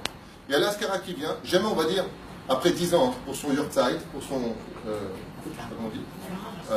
C'est Ascara. Ouais, mais quand je dis Ascara, les gens me disent Masguer, Asguer. Je sais pas, chacun a son truc. On s'en fiche. Son drap. Ne me faites pas perdre de temps, s'il vous plaît. La reine, si vous regardez bien, quand une personne le mec il a acheté la banque, il a acheté des quartiers, personne n'en parle. Personne n'en parle. Parce que ça a déjà disparu. Dans les héritages, ils se sont battus, il y a des procès. La seule chose qui va aller, il était capable, il soutenait des yeshivot. Mais pourquoi? Le mec, il était clochard, il est multimilliardaire. Mais punaise, parle de son parcours, c'est un exemple, le mec. Allez! Mais non, parce que tout ça, quoi que tu es sur Terre, allez, ça c'est la Terre. Allez, je prends ça. D'accord? Ça c'est la Terre. Quoi que tu aies comme fortune, elle ne dépassera jamais la stratosphère. Tu prends rien avec toi. Donc celui qui s'est occupé du monde matériel, quand il part de ce monde, ben, il est parti avec quoi? Avec rien. Et rien, c'est rec. Vide. L'âme vide, parce qu'il n'a pas pris le temps d'arrêter le temps. Si tu ne prends pas le temps d'arrêter le temps, tu es un homme vide. Tu n'as pas de temps, tu travailles. Une fois, quelqu'un devant le Baal Shem Tov, il lui a dit, Kvodaram, je ne m'en sors pas dans la Parnassa. Le Baal Shem Tov, il lui a dit, je sais pourquoi. Il lui a dit, Ahlef. Il lui a dit, je ne suis pas venu Hassi. Il lui a dit, parce que tu cours tellement que je vois l'ange de la Parnassa, il n'arrive pas à te rattraper. Si tu prends le temps d'aller faire Shaharit, Mincha, Arvi, tu sais arrêter le temps, il faisait taxi. Il lui a dit, ta Parnassa, elle viendra. Mais tu cours tellement vite après ta Parnassa que même l'ange, il lui a dit, mais tu es bien, je te donne, bien. Abraham Avinu alayhi shalom est assis aux portes et il attend des anges. Et qui c'est qui se ramène? 3 anges. Déguisés en arabe, machin, tout chose. Abraham les met sous l'arbre, alors il voit s'ils sont Kedaï ou pas Kedaï. Et d'un coup, il leur propose de l'eau. Il leur propose de l'eau et il leur propose aussi à manger. Et mor me'at va assez arbe. Bou tochlu ksat lechem ou maïm. Venez manger un petit peu d'eau et de pain. Ce qui est le minimum à donner pour un petit repas. Mais pas du tout. Abraham Avinu, bizarrement, demande à Ishmaël d'aller chercher de l'eau. Ce qui fait que la mitzvah de donner à boire à ses invités n'est pas accomplie par Abraham Avinu. Amrou Chazal, maintenant on va au niveau stratégique, on va expliquer pourquoi, c'est très simple. D'aller chercher de l'eau du puits, peu importe qui va y aller. Parce que l'eau, elle ne va pas changer. que ce soit Mohamed, Christian ou Moshe, qui va chercher de l'eau, l'eau ne change pas. Mais d'aller chercher un animal, ça par contre, il faut être un expert au niveau de l'œil. Car chaque animal a une situation différente. Il faut être quelqu'un qui veut choisir le meilleur de l'animal. Donc ça, on ne peut pas envoyer n'importe qui. Au niveau stratégique, Abraham Avinu, il a fait un calcul. Il a dit, allez chercher de l'eau dans le BR. Non, Ishmaël, va chercher de l'eau. Ouais. Mais d'aller chercher un animal, je ne peux pas donner cette mitzvah-là parce qu'il faut être un expert pour la meilleure viande. Voir l'animal, le consulter, voir quelque poison lequel. Donc qu'est-ce qu'il a fait? Il a fait une stratégie qui s'appelle une stratégie de bon savoir-vivre. Dans le ciel, on s'est mis en colère. Abraham, pourquoi tu as donné une mitzvah à Ishmaël? Pourquoi tu lui as donné cette mitzvah? Et c'est très curieux. Grâce au fait qu'il ait donné à manger aux anges, Moshe Rabbeinu, le leader de sa génération, comme il fut leader, Bezrat Hashem, apportera quoi aux enfants d'Israël? Quel est le mérite de Moshe? La manne. Ce qui fait que toi, ce que tu fais comme mitzvah au niveau du passé, je répète, ce que toi tu fais toi-même au niveau du passé, donnera à ta descendance que eux-mêmes feront les choses.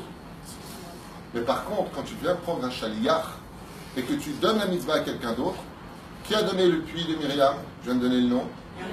Myriam, c'est un chaliach. Normalement, c'est Moshe qui aurait dû tout donner. La nuée de gloire, le puits de Myriam et la manne, c'est Moshe qui aurait dû le faire descendre. Chazal, ils disent pourquoi Moshe n'a pas eu le mérite de donner? Parce qu'Abraham, il a envoyé un chaliach. Botam il a envoyé Myriam comme chaliach. C'est Pérouche Adavar. Que celui, comme le dit la Gemara dans Masechet Shabbat, Atoreach me Erev Shabbat, Yochal le Shabbat.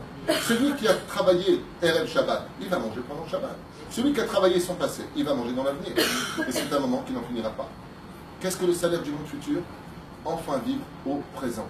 Un moment où c'est constamment, je vis dans le racré. Un moment paisible où tu ne fais que recevoir parce que tu as été capable de donner. On est dans le monde de la course. Celui qui passe son temps à donner. Madame, c'est pour cette notion du temps dont on parle, qui a, Baruch Hashem, été curieusement accepté dans une ville. Un jour, un grand rave passe par une ville, vous savez que les cimetières étaient en dehors de la ville, et puis il voit sur le nom, on avait parlé de ça la dernière fois, il voit sur le nom des tombes, mort à 2 ans, mort à 5 ans, mort à 6 ans, mort à 3 jours, mort. La histoire, c'est mais la reine, mort à tel et tel âge. Le rave, quand il est arrivé dans la ville, a dit la histoire. Pour faire un petit coup dans ce village, les gens meurent très jeunes. Et voilà qu'en arrivant dans la ville, très étonné, il voit qu'il y a des personnes âgées, des personnes de 40 ans, de 50 ans, de 70 ans, de 80 ans. Oh! Il dit, mais c'est pas possible. Sur les tombes, c'est marqué l'âge de chacun. Il est parti au Bédine, parce qu'il avait rendez-vous là-bas. Et il demande au rave, il a dit, vous pouvez expliquer pourquoi, dans ce village, vous avez une coutume de marquer les âges, les jours, les heures, les minutes de leur existence, alors que dans la ville, les gens sont comme dans toutes les autres villes, ils vivent longtemps. Il a dit, non, sinon on a un minag, c'est que chacun a sur lui un carnet, et dès qu'il est capable d'arrêter le temps, de marquer le nombre de mitzvot qu'il a fait, le temps qu'il a mis pour le faire, c'est la seule chose qu'on marque sur la tombe, parce que c'est la seule chose qu'il prendra avec lui dans le monde de l'éternité. Ce qui fait que quand tu as vu là-bas sur la tombe marqué 3 ans, c'est que grâce à mort, on a comptabilisé le nombre de minutes qu'il a servi la Torah, et ça lui a fait exactement 3 années de vie. Parce que là, c'est la seule chose qui va faire vivre l'homme dans le monde de l'éternité. C'est pour ça que chacun va dans son monde après la mort. Allah les bêtes olamo. Et comment le Gan Eden de chacun de nous? Selon le nombre de minutes qu'il a donné à l'éternité dans ce monde. Être capable d'arrêter le temps. C'est pour ça que toutes nos fêtes, comme je vous l'ai dit tout à l'heure, sont dépendantes d'une entrée et d'une sortie. Cette entrée et cette sortie sont en réalité la porte où on est capable de rentrer dans le monde du présent. Vous allez comprendre ce que dit Ben Ishraï. Ben Ishraï, Mourana Ben Ishraï, Rabbi Yosef Haïm, il dit quelque chose de phénoménal. Il dit, ne crois pas que d'être chômeur Shabbat, c'est qu'une question d'être un chômeur au niveau de touche pas, prends pas, faut pas. La vraie notion d'être chômeur Shabbat, c'est là-dedans que ça se passe. C'est pour ça que même s'il y a des choses, dit le Ben Ishraï, qui sont permises, al-pi al-akha, je peux, par exemple, jouer tel et tel jeu. Il dit, le problème, c'est que ton esprit va déconnecter de Shabbat Kodesh. Et si ton esprit est capable de déconnecter de Shabbat Kodesh, c'est qu'automatiquement tu as mis en train un temps dans le monde où le temps s'arrêtait. C'est pour ça que le mot La lechet al tikra alichot et la alachot. Le domaine de la semaine, c'est de marcher. Et quand je veux arrêter de marcher pour stopper ma vie, je suis obligé en hébreu de la shevet, qui vient du mot Shabbat. Mazé Shabbat, Milchon, la shevet. Arrête de marcher maintenant. Parce que quand tu marches, tu traverses le temps. Shabbat, c'est le moment où on te dit Shvut. Mazé Shvut en hébreu, ne fais plus rien. Pardon. Rachid va voir mourir de la Geshem, c'est le m'asseoir. D'accord? Donc, qu'est-ce que c'est la shevet? Quand tu dis à quelqu'un, il faut que je te parle. Ouais, assieds-toi, il faut que je te parle. C'est-à-dire, si tu t'assois, automatiquement, tu ne peux plus bouger. Donc, c'est maintenant là pour moi. Hachem, il te dit, tu peux être là pour moi pendant Shabbat? Shev. L'air tishev, l'air tilmat. Va t'asseoir. C'est pas un jour où on ne fait rien le Shabbat, c'est le jour où on en fait le plus. À un tel degré que si on étudie Shabbat, chaque heure de Shabbat équivaut à 1000 heures de la semaine. Comment c'est possible? Ben, c'est normal. Le Ben Ishmael, mais c'est complètement normal. Mais au niveau logique, mathématique, c'est stupide de dire qu'une heure d'étude de Shabbat équivaut à 1000 heures de la semaine. Et on me dit, mais le temps de l'éternité, combien c'est une minute dans le monde du réel? Je fais ce que je veux. Parce que dans le monde de l'éternité, le temps n'existe pas.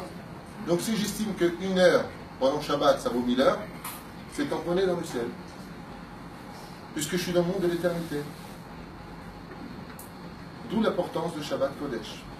D'où l'importance où Baruch Hashem, Dieu nous a mis des fêtes et des fêtes et des fêtes et des fêtes, où chaque moment de ces fêtes, les Shalosh Regalim, viennent nous apporter dans un monde où on doit arrêter le temps.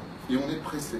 Veyatsu ben Israël Bechipazon, toute l'histoire de la sortie d'Égypte, on avait le temps de rien, était de nous faire comprendre qu'on devait arrêter la vitesse du temps. Ça a été le tikkun de 40 ans dans le désert, les 42 stations qu'on a faites. Pourquoi nous faire tourner dans le désert? Pas parce que Moshe avait oublié son GPS, mais parce que tout simplement il fallait habituer les enfants d'Israël à arrêter de courir. Installez-vous, asseyez-vous, relevez-vous, construisez maintenant le temple. Il y a un moment pour donner la tzedaka. Le soir arrive, on ne donne pas de tzedaka, c'est Midat Adin. Il va falloir gérer son temps. Est-ce que c'est le bon moment? 7 jours de deuil, 7 jours de joie, pas plus.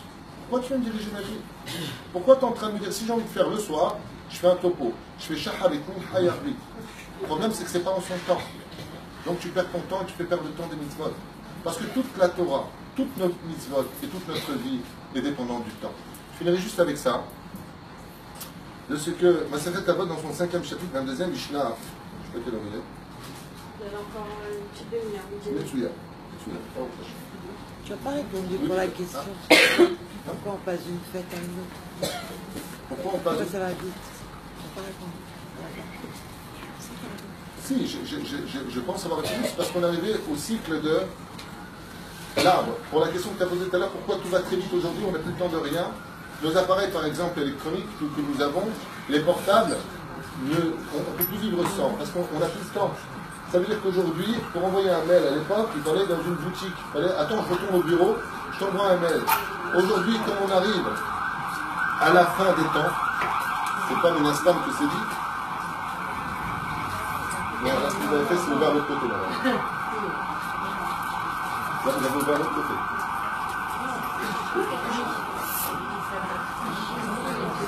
Regardez, je m'excuse de vous le dire avant, mais c'est pas un jeu de mots. Je vais juste fermer la fenêtre, ça ne vous dérange pas.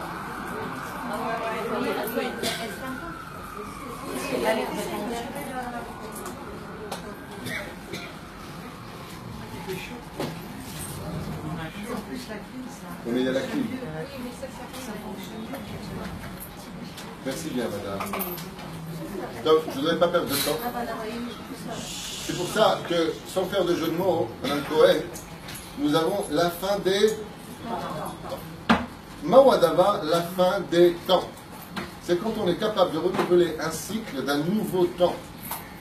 Donc, comme on arrive à la fin des temps, il est temps de finir le tikkun de la course du temps. Donc, on va plus vite. C'est ce que je vous ai expliqué tout à l'heure, mais ma femme m'a demandé de revenir en arrière. Alors, je le refais. Pourquoi les fêtes ne sont plus vraiment les fêtes comme on les vivait avant? Par exemple, faire la souka avant, c'était vraiment un boulot. Moi, j'ai vécu à l'époque à Nitzivot, c'est vraiment des planches, des clous, c'était vraiment construire une baraque. Aujourd'hui, une souka, c'est 7 minutes à la montre. À la montre, tu fais une souka. Comment se fait-il qu'une souka qui est cachère la méadrine, encore plus cachère que ce qu'on avait avant avec le dicte, le bidule et le machin, c'est parce que apparemment il y a un temps meilleur qui nous attend que tout ce qu'on a vécu. Donc il va falloir que Maï vive dans ce temps pour finir le tikkun. C'est ce que disent les prophètes. À la fin des temps, Hachem voudra accélérer le processus pour dire allez stop, m'aspique maintenant. On passe à un nouveau temps.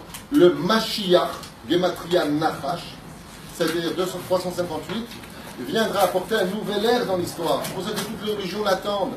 Les chrétiens attendent JC, les musulmans attendent Momo, les bouddhistes attendent Bouddha, les Talim, chacun espère que son libérateur va venir le libérer. Et nous attendons tout simplement le Meler Hamashiach, Shavot Bimera Be'amenu Amen.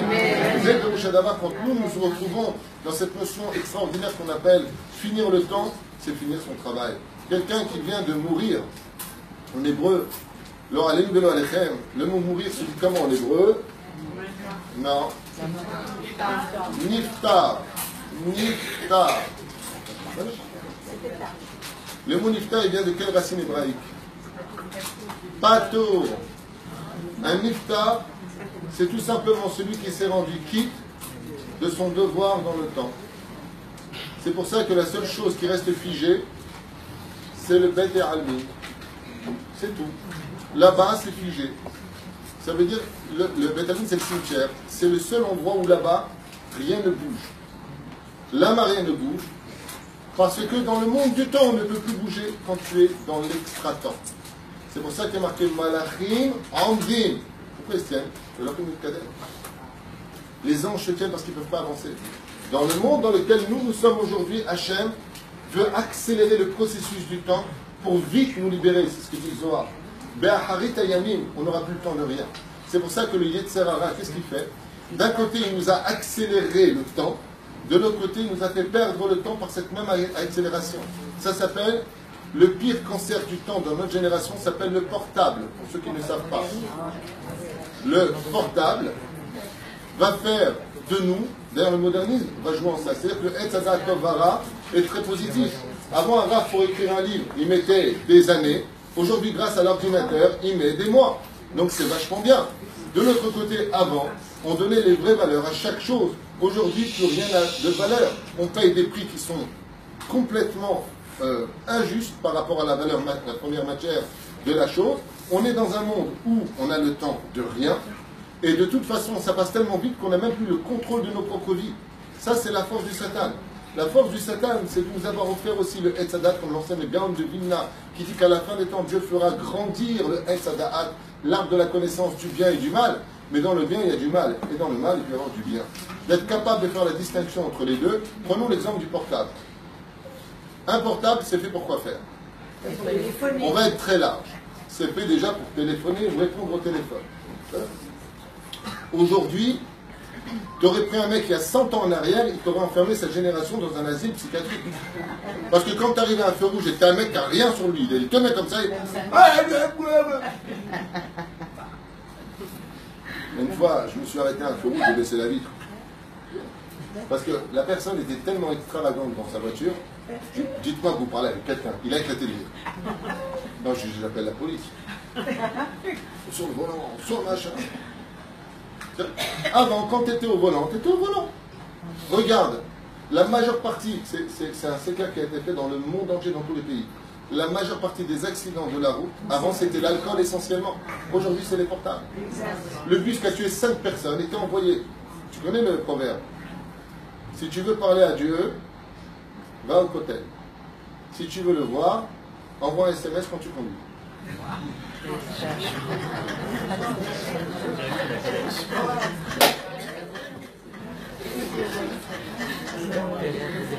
T'as la personne qui est en train de conduire, le téléphone il sonne. Surtout quand c'est une femme, elle est encore plus sensible. Pour Alia, elle sache son sac, le téléphone, mais où je l'ai mis? Elle part toute seule en plus. Elle prend son téléphone et elle dit je peux pas te parler, je suis en train de conduire. Je peux pas te parler. Ah, il est venu, alors dis-lui comme ça. On est devenu fou. Moi, il y a une chose que je regrette un peu. Est-ce que vous vous rappelez de ces dinosaures? Tu prenais la chaufférette, Le combiné. le combiné, et tu vas avec ton doigt qui ne savait pas qu'à chercher Robert. Tu le mettais dans un espèce de rond avec des trous. Et ça faisait.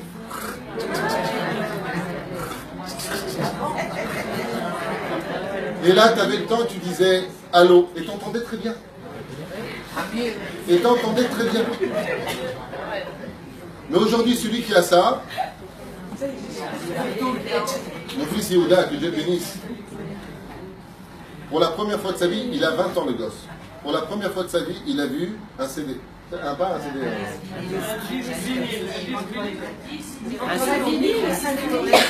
Un tourne-disque. Un tourne-disque. Et je me rappelle de la réflexion qu'il a eue, il avait peut-être 16 ans quand il a dit ça. Il a dit alors à ma femme, il lui a dit waouh, c'est quoi? Alors, c'est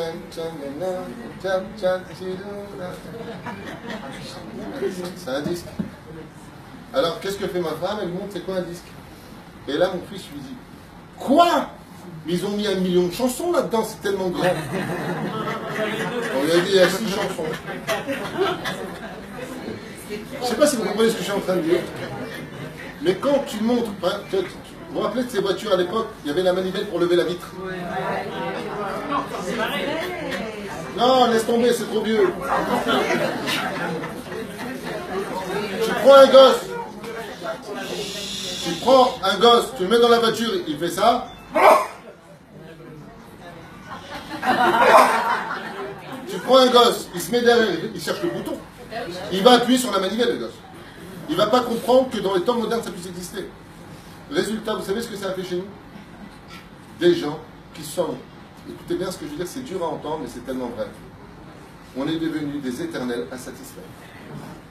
On n'a pas fini d'acheter le S Taras, qui est sorti le S Super Taras. On se demande dans les factures pourquoi on paye 15 téléphones en 3 ans. Ben c'est très simple, on a acheté 2, 3 en une année. Et sur les 3 ans que tu devais payer le premier, tu reçois une facture et ils sont ces téléphones, tu ne sauras jamais. C'est exactement la notion du temps. Les temps modernes sont très très beaux. Grâce à Dieu, grâce à ça, on peut avoir 2000 personnes qui suivent la Coran Torah, tout ce que tu veux. Mais n'oublie pas que toutes les roses ont des épines. Et que si tu ne sais pas prendre la rose par ses pétales, tu peux te faire des infections qui peuvent être très graves. C'est la force du modernisme. D'un côté, elle est super bien parce qu'elle nous fait évoluer, avancer, sganefan, tout ce que tu veux. Mais de l'autre côté, on a perdu l'essentiel de la valeur. À un tel degré qu'aujourd'hui, quand tu offres quelque chose à tes enfants, c'est devenu une stratégie militaire. Tu lui offres un portable, il te parle, ouais, tu vois pas ce que tu m'as offert, prends-le chacun. Moi, on m'a offert un skateboard.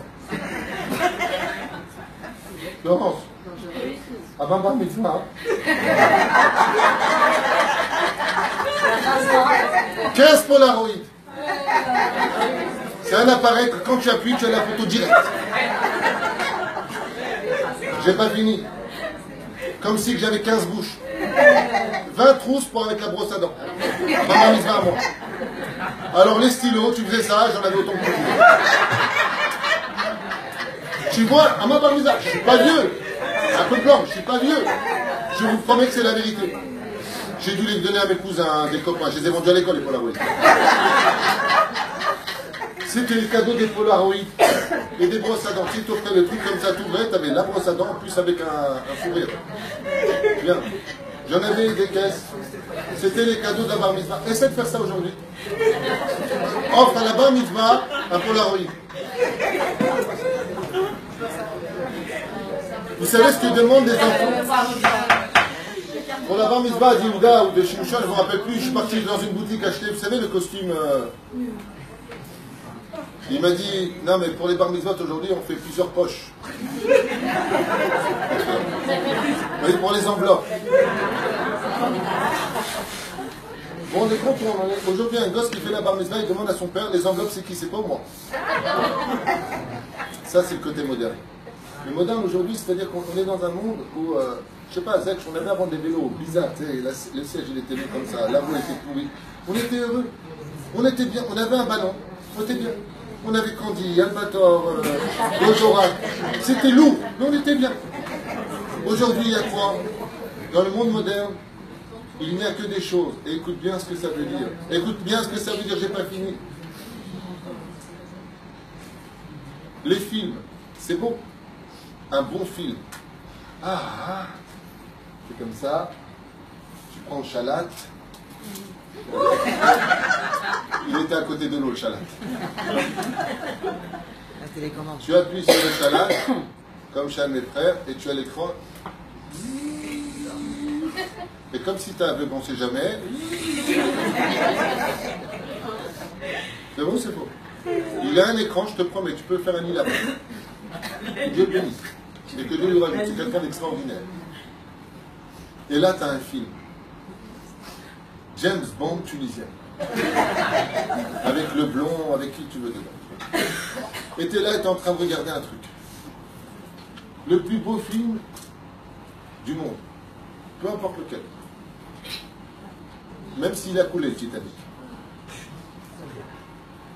Tu as fini le film. Tu as passé un bon moment.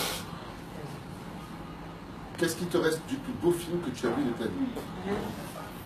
À l'époque, le plus beau film, je vais vous rappeler, c'était Autant on emporte le vent.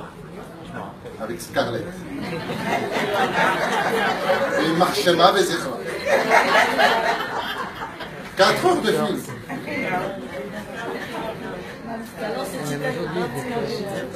Tu gardais Autant on emporte la rassera. T'as fini le film. T'as fini le film. Alors c'est vrai que tu t'es échappé. C'est vrai que tu t'es échappé, ça t'a pas réglé ni ta Arnona, ni le problème de la mémère le Shabbat, ni le problème du gosse qui veut faire ses études aux États-Unis. Ça t'a rien réglé. Mais t'as arrêté un bon moment. Pendant une journée, tu devras te poser la question. Nous, le temps nous a été donné pour Ve'afta et Hashem Elokecha. Alors ce que je dis, c'est un peu extrémiste pour certaines personnes, je le respecte et je le conçois. Dieu se vit dans un monde qu'il a créé, nous lui appartenons, nous sommes ses créatures, il est le créateur. Dieu te dit, dès que tu as un peu de temps, tu n'as rien à faire, pense à moi. Pense à moi. Tu peux m'aimer par la pensée. Ve'afta et Hashem Elokecha, zemizvat aseh d'oraita. Marabou masecha Hashem. Alors si tu regardes bien aujourd'hui, tu as payé un cinéma, tu as pris un temps fou pour faire la queue, ouais, et tu attends avec des pop-corn. Une fois que tu es là-bas, de tous ces meilleurs souvenirs de toutes tes vacances à Jean-Lépin ou Neptune, de tous les Pambagnas, tout ce que... Il y a une femme enceinte, je n'irai pas plus loin. Enfin, 2 femmes enceintes. Moi, je fais exprès, c'est toute la différence. Qu'est-ce qui nous reste de tout ça? Allez, Tachles, vous avez un jour certainement passé des vacances magnifiques dans une belle voiture Ibiza.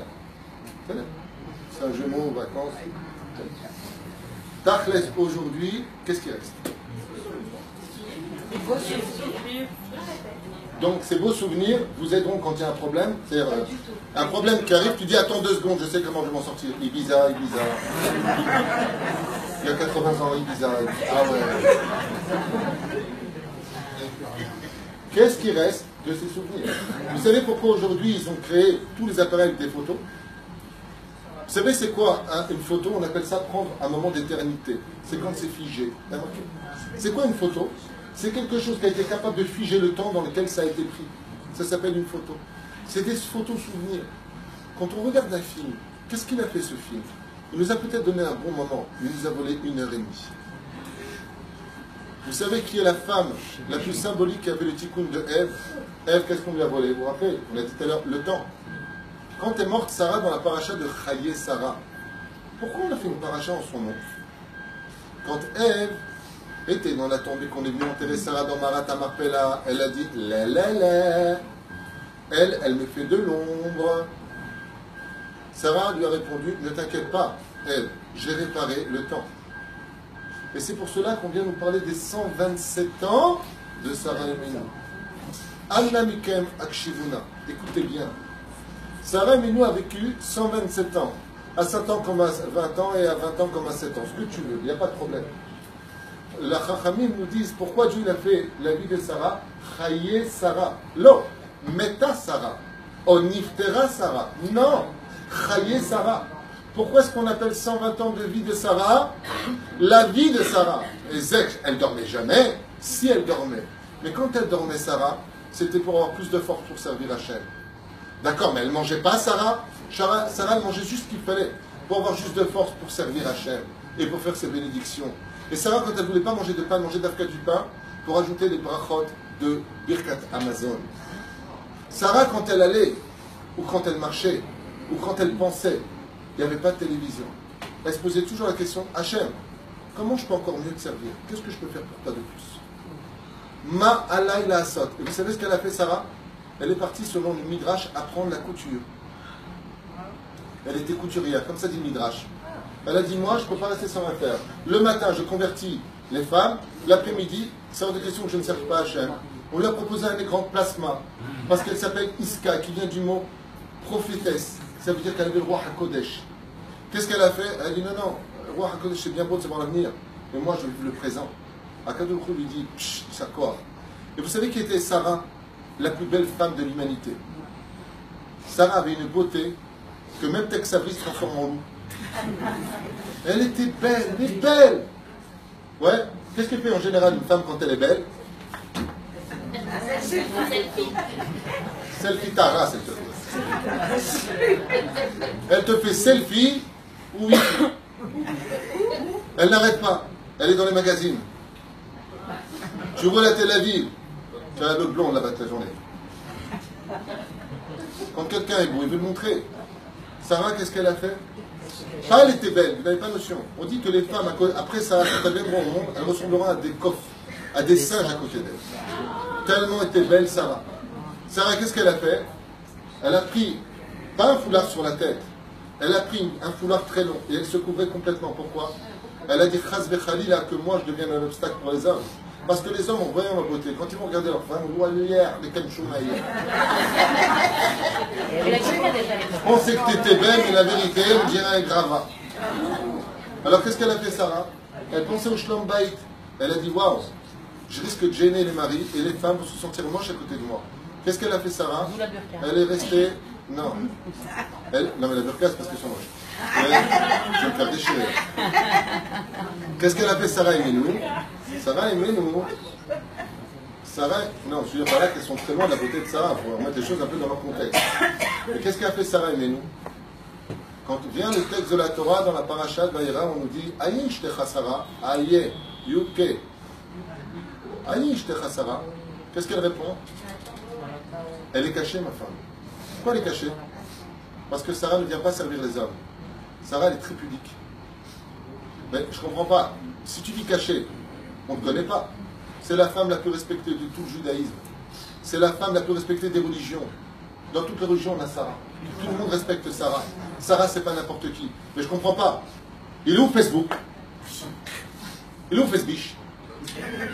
Parce que tu as le bouc, tu as la biche. Ouais. Elles sont où les pubs? Pourquoi il n'y a pas des photos de Sarah partout? Si tu veux être connu, fais-toi connaître. Pas du tout. Sarah, elle s'est attachée à l'essence même de la vie. Celle où on peut arrêter le temps quand on sert Hachem. Dieu lui a dit, Chayaïch, tu t'es battu pour moi toute ta vie, maintenant je fais connaître ton nom partout. Et partout où tu iras, on dira Sarah, Aléa Shalom. La mère du peuple d'Israël. Elle était où, Sarah? Sarah, elle a arrêté le temps, elle a dit, non, pas du tout. Moi, tout ce que Dieu m'a donné, tout mon temps, il est pour lui. Quand tu es décédé, Sarah, Hachem Yarad Da'amar Chaye Sarah. Sarah n'est jamais morte et elle vivra. Pourquoi elle n'est jamais morte? Parce qu'elle a fait chaque instant de sa vie un moment d'éternité. Elle a appris la couture. Vous vous rendez compte ce que c'est? Elle est multimilliardaire. Abraham Kaved Meod. Elle est blindée, la meuf. C'est pas qu'elle est riche, elle est archi-multimilliardaire. Abraham Kaved. C'est la Torah qui dit qu'Abraham est Kaved. C'est vraiment, il est multimilliardaire. Elle a 3000 servantes, Sarah. Dont une qui est la princesse d'Égypte, Agar. Qu'est-ce qu'elle fait, elle? Elle donne des occupations à toutes ses servantes et elle dit, bon, moi je vais prendre un stage de couture. Pourquoi? Eh bien pour coudre les robes de mariée. Parce que maintenant toute fille qui va se convertir, il va falloir que je trouve un khatan. Donc je vais voir Abraham. Abraham, tu me trouves un khatan pour elle, mais c'est pas fini. La robe de mariée, je veux moi te la faire sur mesure. Sarah, la princesse du monde, multimilliardaire, la plus belle femme de l'histoire, prend les mesures d'une Khalikam Shoman.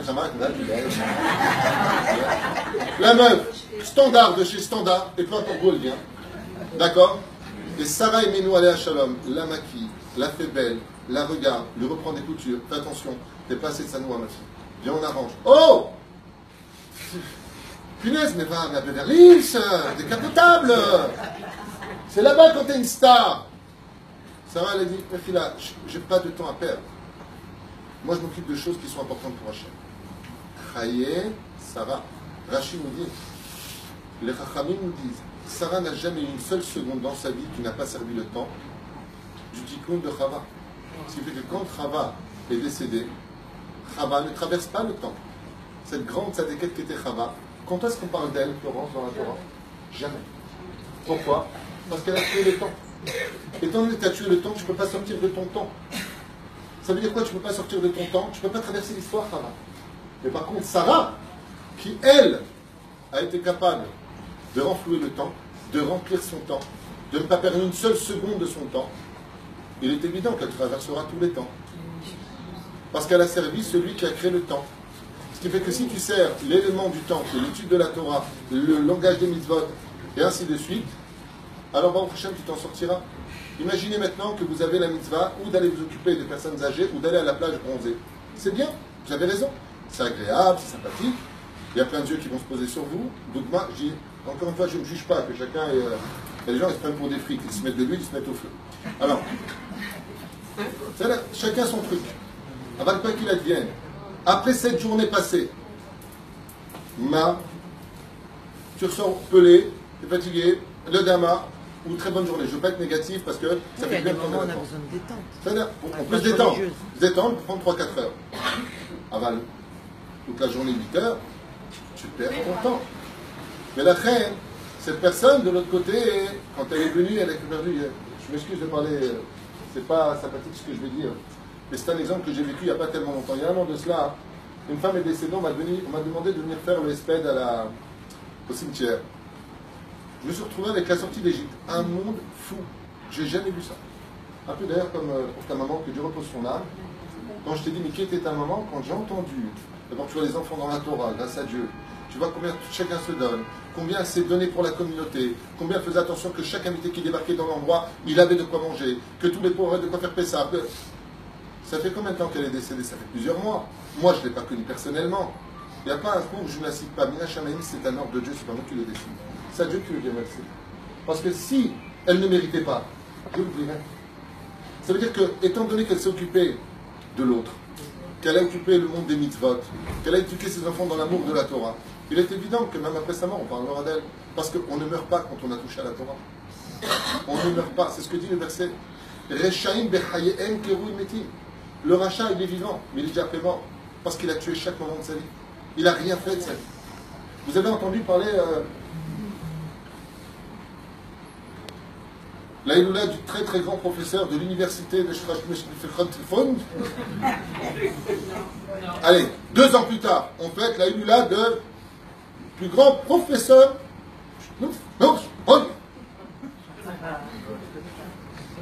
Alors je vais vous raconter un événement. Celui-là aussi m'a fait mal, il a eu lieu il y a plus de 20 ans à Jérusalem.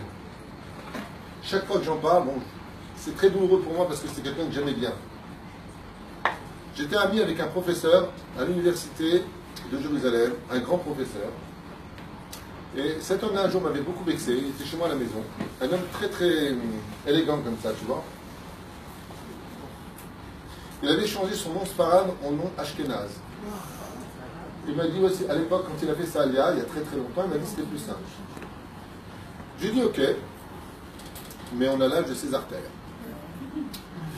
Et ce monsieur, alors que j'étais en train de faire une dracha, sur mon cher Rabbeinu chez moi à la maison, il s'est levé, il m'a dit, tout ça c'est des bêtises. Mon cher Rabbeinu, Bouddha, pour moi c'est pareil. On se calme, prenez des cachets.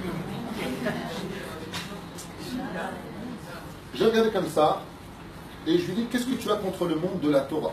Je vous parle d'une histoire réelle. Comme quoi que l'expérience d'un homme est comme une lanterne qu'on accroche à son dos afin d'éclairer le passage des autres. Je lui ai dit, et toi, qu'est-ce que tu as fait de ta vie? Il me dit, non, c'est pas ça. Je lui ai dit, qu'est-ce que tu reproches au monde de la Torah? Dès qu'on parle de Torah, je te la ramène. C'est quoi ton problème? Je suis qui avait 76 ans. Je sais quoi ton problème? Il m'a dit, bon, allez, tu sais ce qui s'est passé dans tel et tel pays il y a une semaine? Je lui ai dit non. Il me dit non, voilà, t'es religieux, à quoi ça sert? Je dis quoi? Il me dit, tu vois, moi, tous les jours, je lis, il est dit, non, je vois les informations, Je suis un homme élégant. Je suis un homme intellectuel. Vous, les religieux, à part votre Moshe, là, que vous ne quittez pas, eh bien, vous n'avez rien. Vous n'êtes au courant de rien. Je dis non, c'est peut-être aussi des sujets qui ne m'intéressent pas de savoir. Qu'en Honolulu, il y a un mec, je m'en fous, moi, de ton histoire, mais à quoi ça te servira plus tard? Il m'a regardé comme ça, il m'a dit, de toute façon, à part notre amitié, il n'y a rien d'autre. On s'aimait bien. C'est quelqu'un qui est dans la famille, l'homme est chef. Et ce monsieur, on m'annonce sa mort.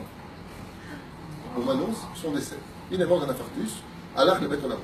76 ans, un an plus tard, il meurt. Maintenant, sa femme me dit, écoute, c'est le seul religieux qu'on connaisse. C'est bien, le seul religieux. Tu peux venir faire le espèce de mon mari?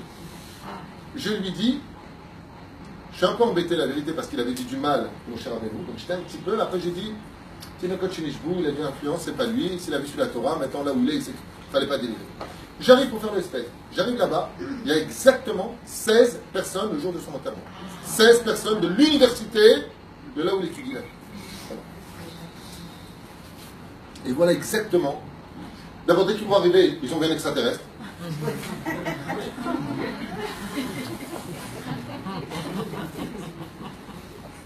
Je les regardais comme ça, je suis venu pour lui. C'est israélien. Ça aurait pu être autre chose. Et il me regarde. Et puis il y a une femme, j'étais quand même comme ça. Je regarde comme ça, je suis choqué. 16 personnes. Et donc je viens pour parler, et d'un coup, comme ça, le professeur, donc le doyen de l'université vient, il fait comme ça. Et très élégant, belles chaussures, le bide rentré, l'œil vif et le poil doux. Ça devait être prolique. Le mec, il pousse. Donc moi, d'abord, j'avais pas spécialement envie de parler parce que je savais pas si j'avais le droit à la ou pas. Il est peut-être réformiste, pas réformiste. Avant, il me dit, on n'est pas là pour juger, t'es le côté du coup. Et donc, je me mets sur le côté. Et il vient pour parler. Maintenant, je m'attendais à ce qu'il dise un truc. Il a tellement préparé, tu sais. Je crois qu'il va me déchirer le mec, tu vois. Tu vas voir, c'est tout ça. Kshigata! En plus, il hurle. On est 15. C'est ce qu'il va dire. Attention, mettez les ceintures. Je vous promets que je ne vous mens pas. Mot pour mot. Kshigata!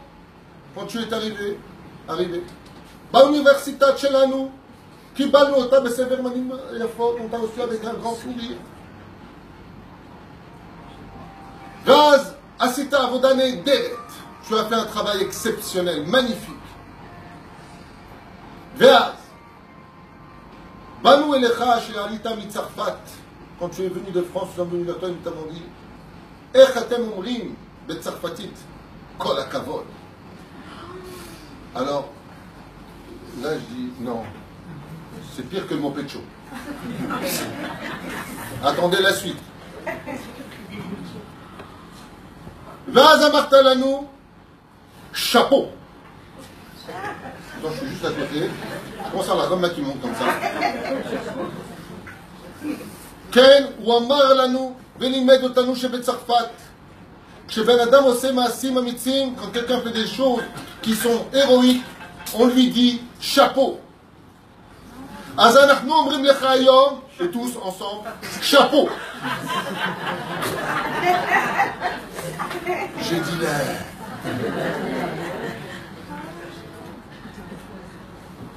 Ils ne m'ont pas laissé parler, bien entendu. Et tu sais pourquoi ils ne m'ont pas laissé parler? Parce que dans le ciel, non, ça m'a fait beaucoup de peine. Je parle de lui aujourd'hui, j'aimerais bien même penser à lui parce que ça me fait de la peine, c'est quelqu'un de bien. Mais dans le ciel, on ne m'a pas laissé parler. Tu n'as pas attrapé le temps. Tu n'as pas su arrêter le temps pour Hachem. Donc Hachem, il n'arrêtera pas son temps. Enterrons-le. C'est le salaire. Et tu as remarqué que quand quelqu'un de grand décède, ça prend du temps avant de se faire enterrer. C'est toute la différence entre celui qui vit dans le temps et celui qui tue le temps. Rabotai, Rabotai, je vous laisserai juste avec cette Mishnah que je n'ai pas commencé à lire avant de vous quitter.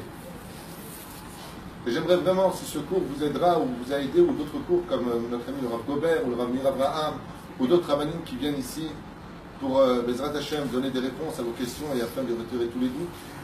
On applaudisse très très fort pour Florence pour tout ton travail. Oui.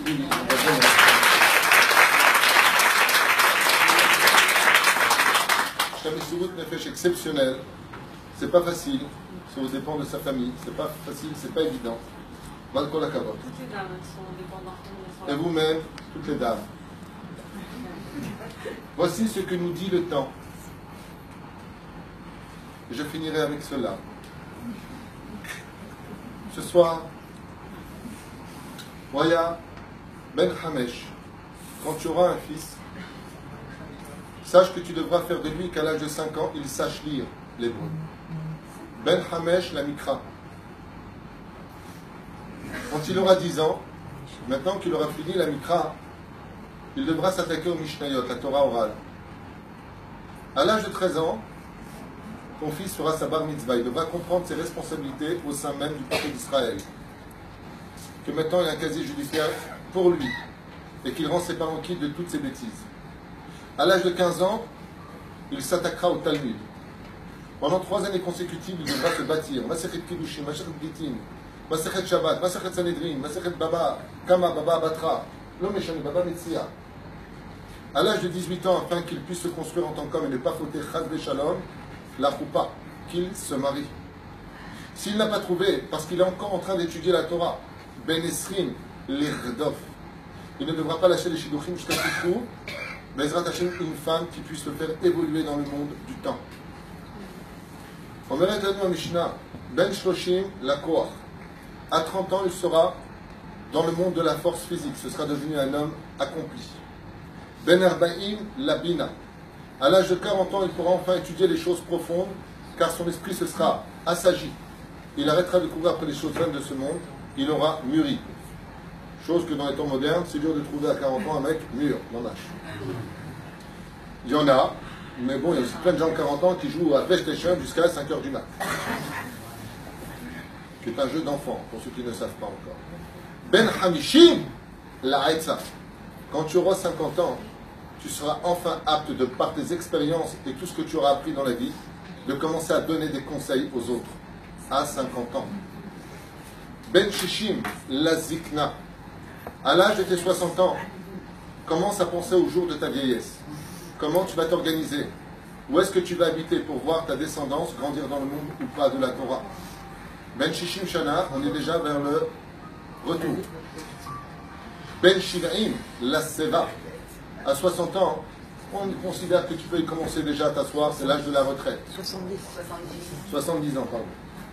Ben Shmonim, la Gvura. Il y a un esprit qui dit comme ça que celui qui atteint les 80 ans, Midgvara Gvura, ça veut dire il devient Midatadin. Ça veut dire que maintenant il a de l'expérience, il a atteint un certain âge, Alpi Kabbalah et Alpi Halakha. Alpi Gmara, c'est sûr qu'il n'est pas carré. Il a atteint un âge qu'on appelle la Gevura. Ben Tish'im, la Shua. Propose. Ben Mea, Keilumet ou Patel Minaolam. À l'âge de 100 ans, on le considérera comme mort et annulé de ce monde. Je finirai juste avec cette très très belle explication en vous souhaitant une bonne journée. À propos d'Abraham Avinu alav shalom. Dieu dit à Abraham, Vayomer Asher Hashem el Abraham, Lech lecha, va pour toi. Rashi Akadosh nous dit, va pour toi, le tovatecha, le anaatecha. Va pour toi pour ton propre profit quelque part, et non pas pour moi. Car tout ce que tu feras dans ce monde, c'est que pour toi, pas pour moi. Regardez bien comment ça se passe. Abraham a 75 ans, Abraham ben Shivim le Hamesh Shana. Dieu lui dit, j'ai un problème avec toi, Abraham. C'est qu'un converti dans la Ktuba, quand il viendra pour se convertir, on marquera, par exemple, Pinchas ben Abraham Avinu alav shalom. Parce que si tu te convertis, tu deviens automatiquement le fils du père de la conversion, c'est Abraham Avinu. Que tu sois une femme ou que tu sois un homme. Si elle s'appelle Sarah, elle est convertie, Sarah bat Abraham Avinu alav shalom. Mais toi, Abraham, qui est le premier converti de l'histoire au monothéisme, qu'est-ce qu'on va marquer pour toi? Qui est ton père? Réponse, Terach. Il est hors de question que Terach, qui a annulé le temps des autres en vendant de la Vodazara, ait fait perdre le temps à l'humanité, ait un fils aussi glorieux que Abraham. Donc il lui dit, Lech Lecha. Lech, ça s'écrit Lamed Cha. 30, 20. Ça fait combien? Lecha Otpam. Ça fait 100. Il dit à Kadosh Baruch Hu, Abraham, Lech Lecha. Je ne peux rien faire avec toi en réalité jusqu'à ce que tu meurs. J'ai besoin que le fils de Terach meure pour que tu renaisses dans un temps nouveau pour toi. Renouvelle ton propre temps. Lech Lecha. Va jusqu'à 100 ans. Et c'est pour ça qu'on vient de le lire. À 100 ans, c'est comme si que tu es mort et annulé de ce monde. Qu'est-ce qu'on fait à un enfant qui vient de naître? Mais Abraham n'est pas mort. Deux. J'ai pas fini. Qu'est-ce qu'on fait à un enfant qui vient de naître? On fait deux choses avec lui. La Brit Mila et on lui donne un nom. À l'âge de 100 ans, Abraham change de nom et devient Abraham. Et on n'a pas le droit d'appeler Abraham, Chaz v'Shalom. Parce qu'en réalité, Abraham n'est autre que le père d'Ishmaël, fils de Terah. Tandis que Abraham est la nouvelle renaissance d'un homme qui, lui, est le fils, le père de Yitzhak et le fils d'Hachem. C'est pour ça qu'à la fin, on n'a pas le droit de prononcer Abraham, il faut reprendre la personne. Abraham, c'est l'incirconcis fils de Terah. Tandis que Abraham, c'est celui qui va renouveler l'histoire du monothéisme et de la notion d'un peuple, d'une terre, d'une Torah, d'un Dieu qui vit dans un temps prescrit pour une mission où on doit arrêter enfin l'histoire du temps pour se concrétiser dans le monde de l'éternité. De la reine, la paracha de Lech Lecha, c'est la paracha où Dieu demande pour la première fois de l'histoire à Abraham, Gilgul, réincarnation d'Adam Arishon, de reprendre en main l'histoire du temps. Mais d'abord, il va falloir tuer le passé pour que tu renaisses de nouveau. C'est ça la Teshuvah.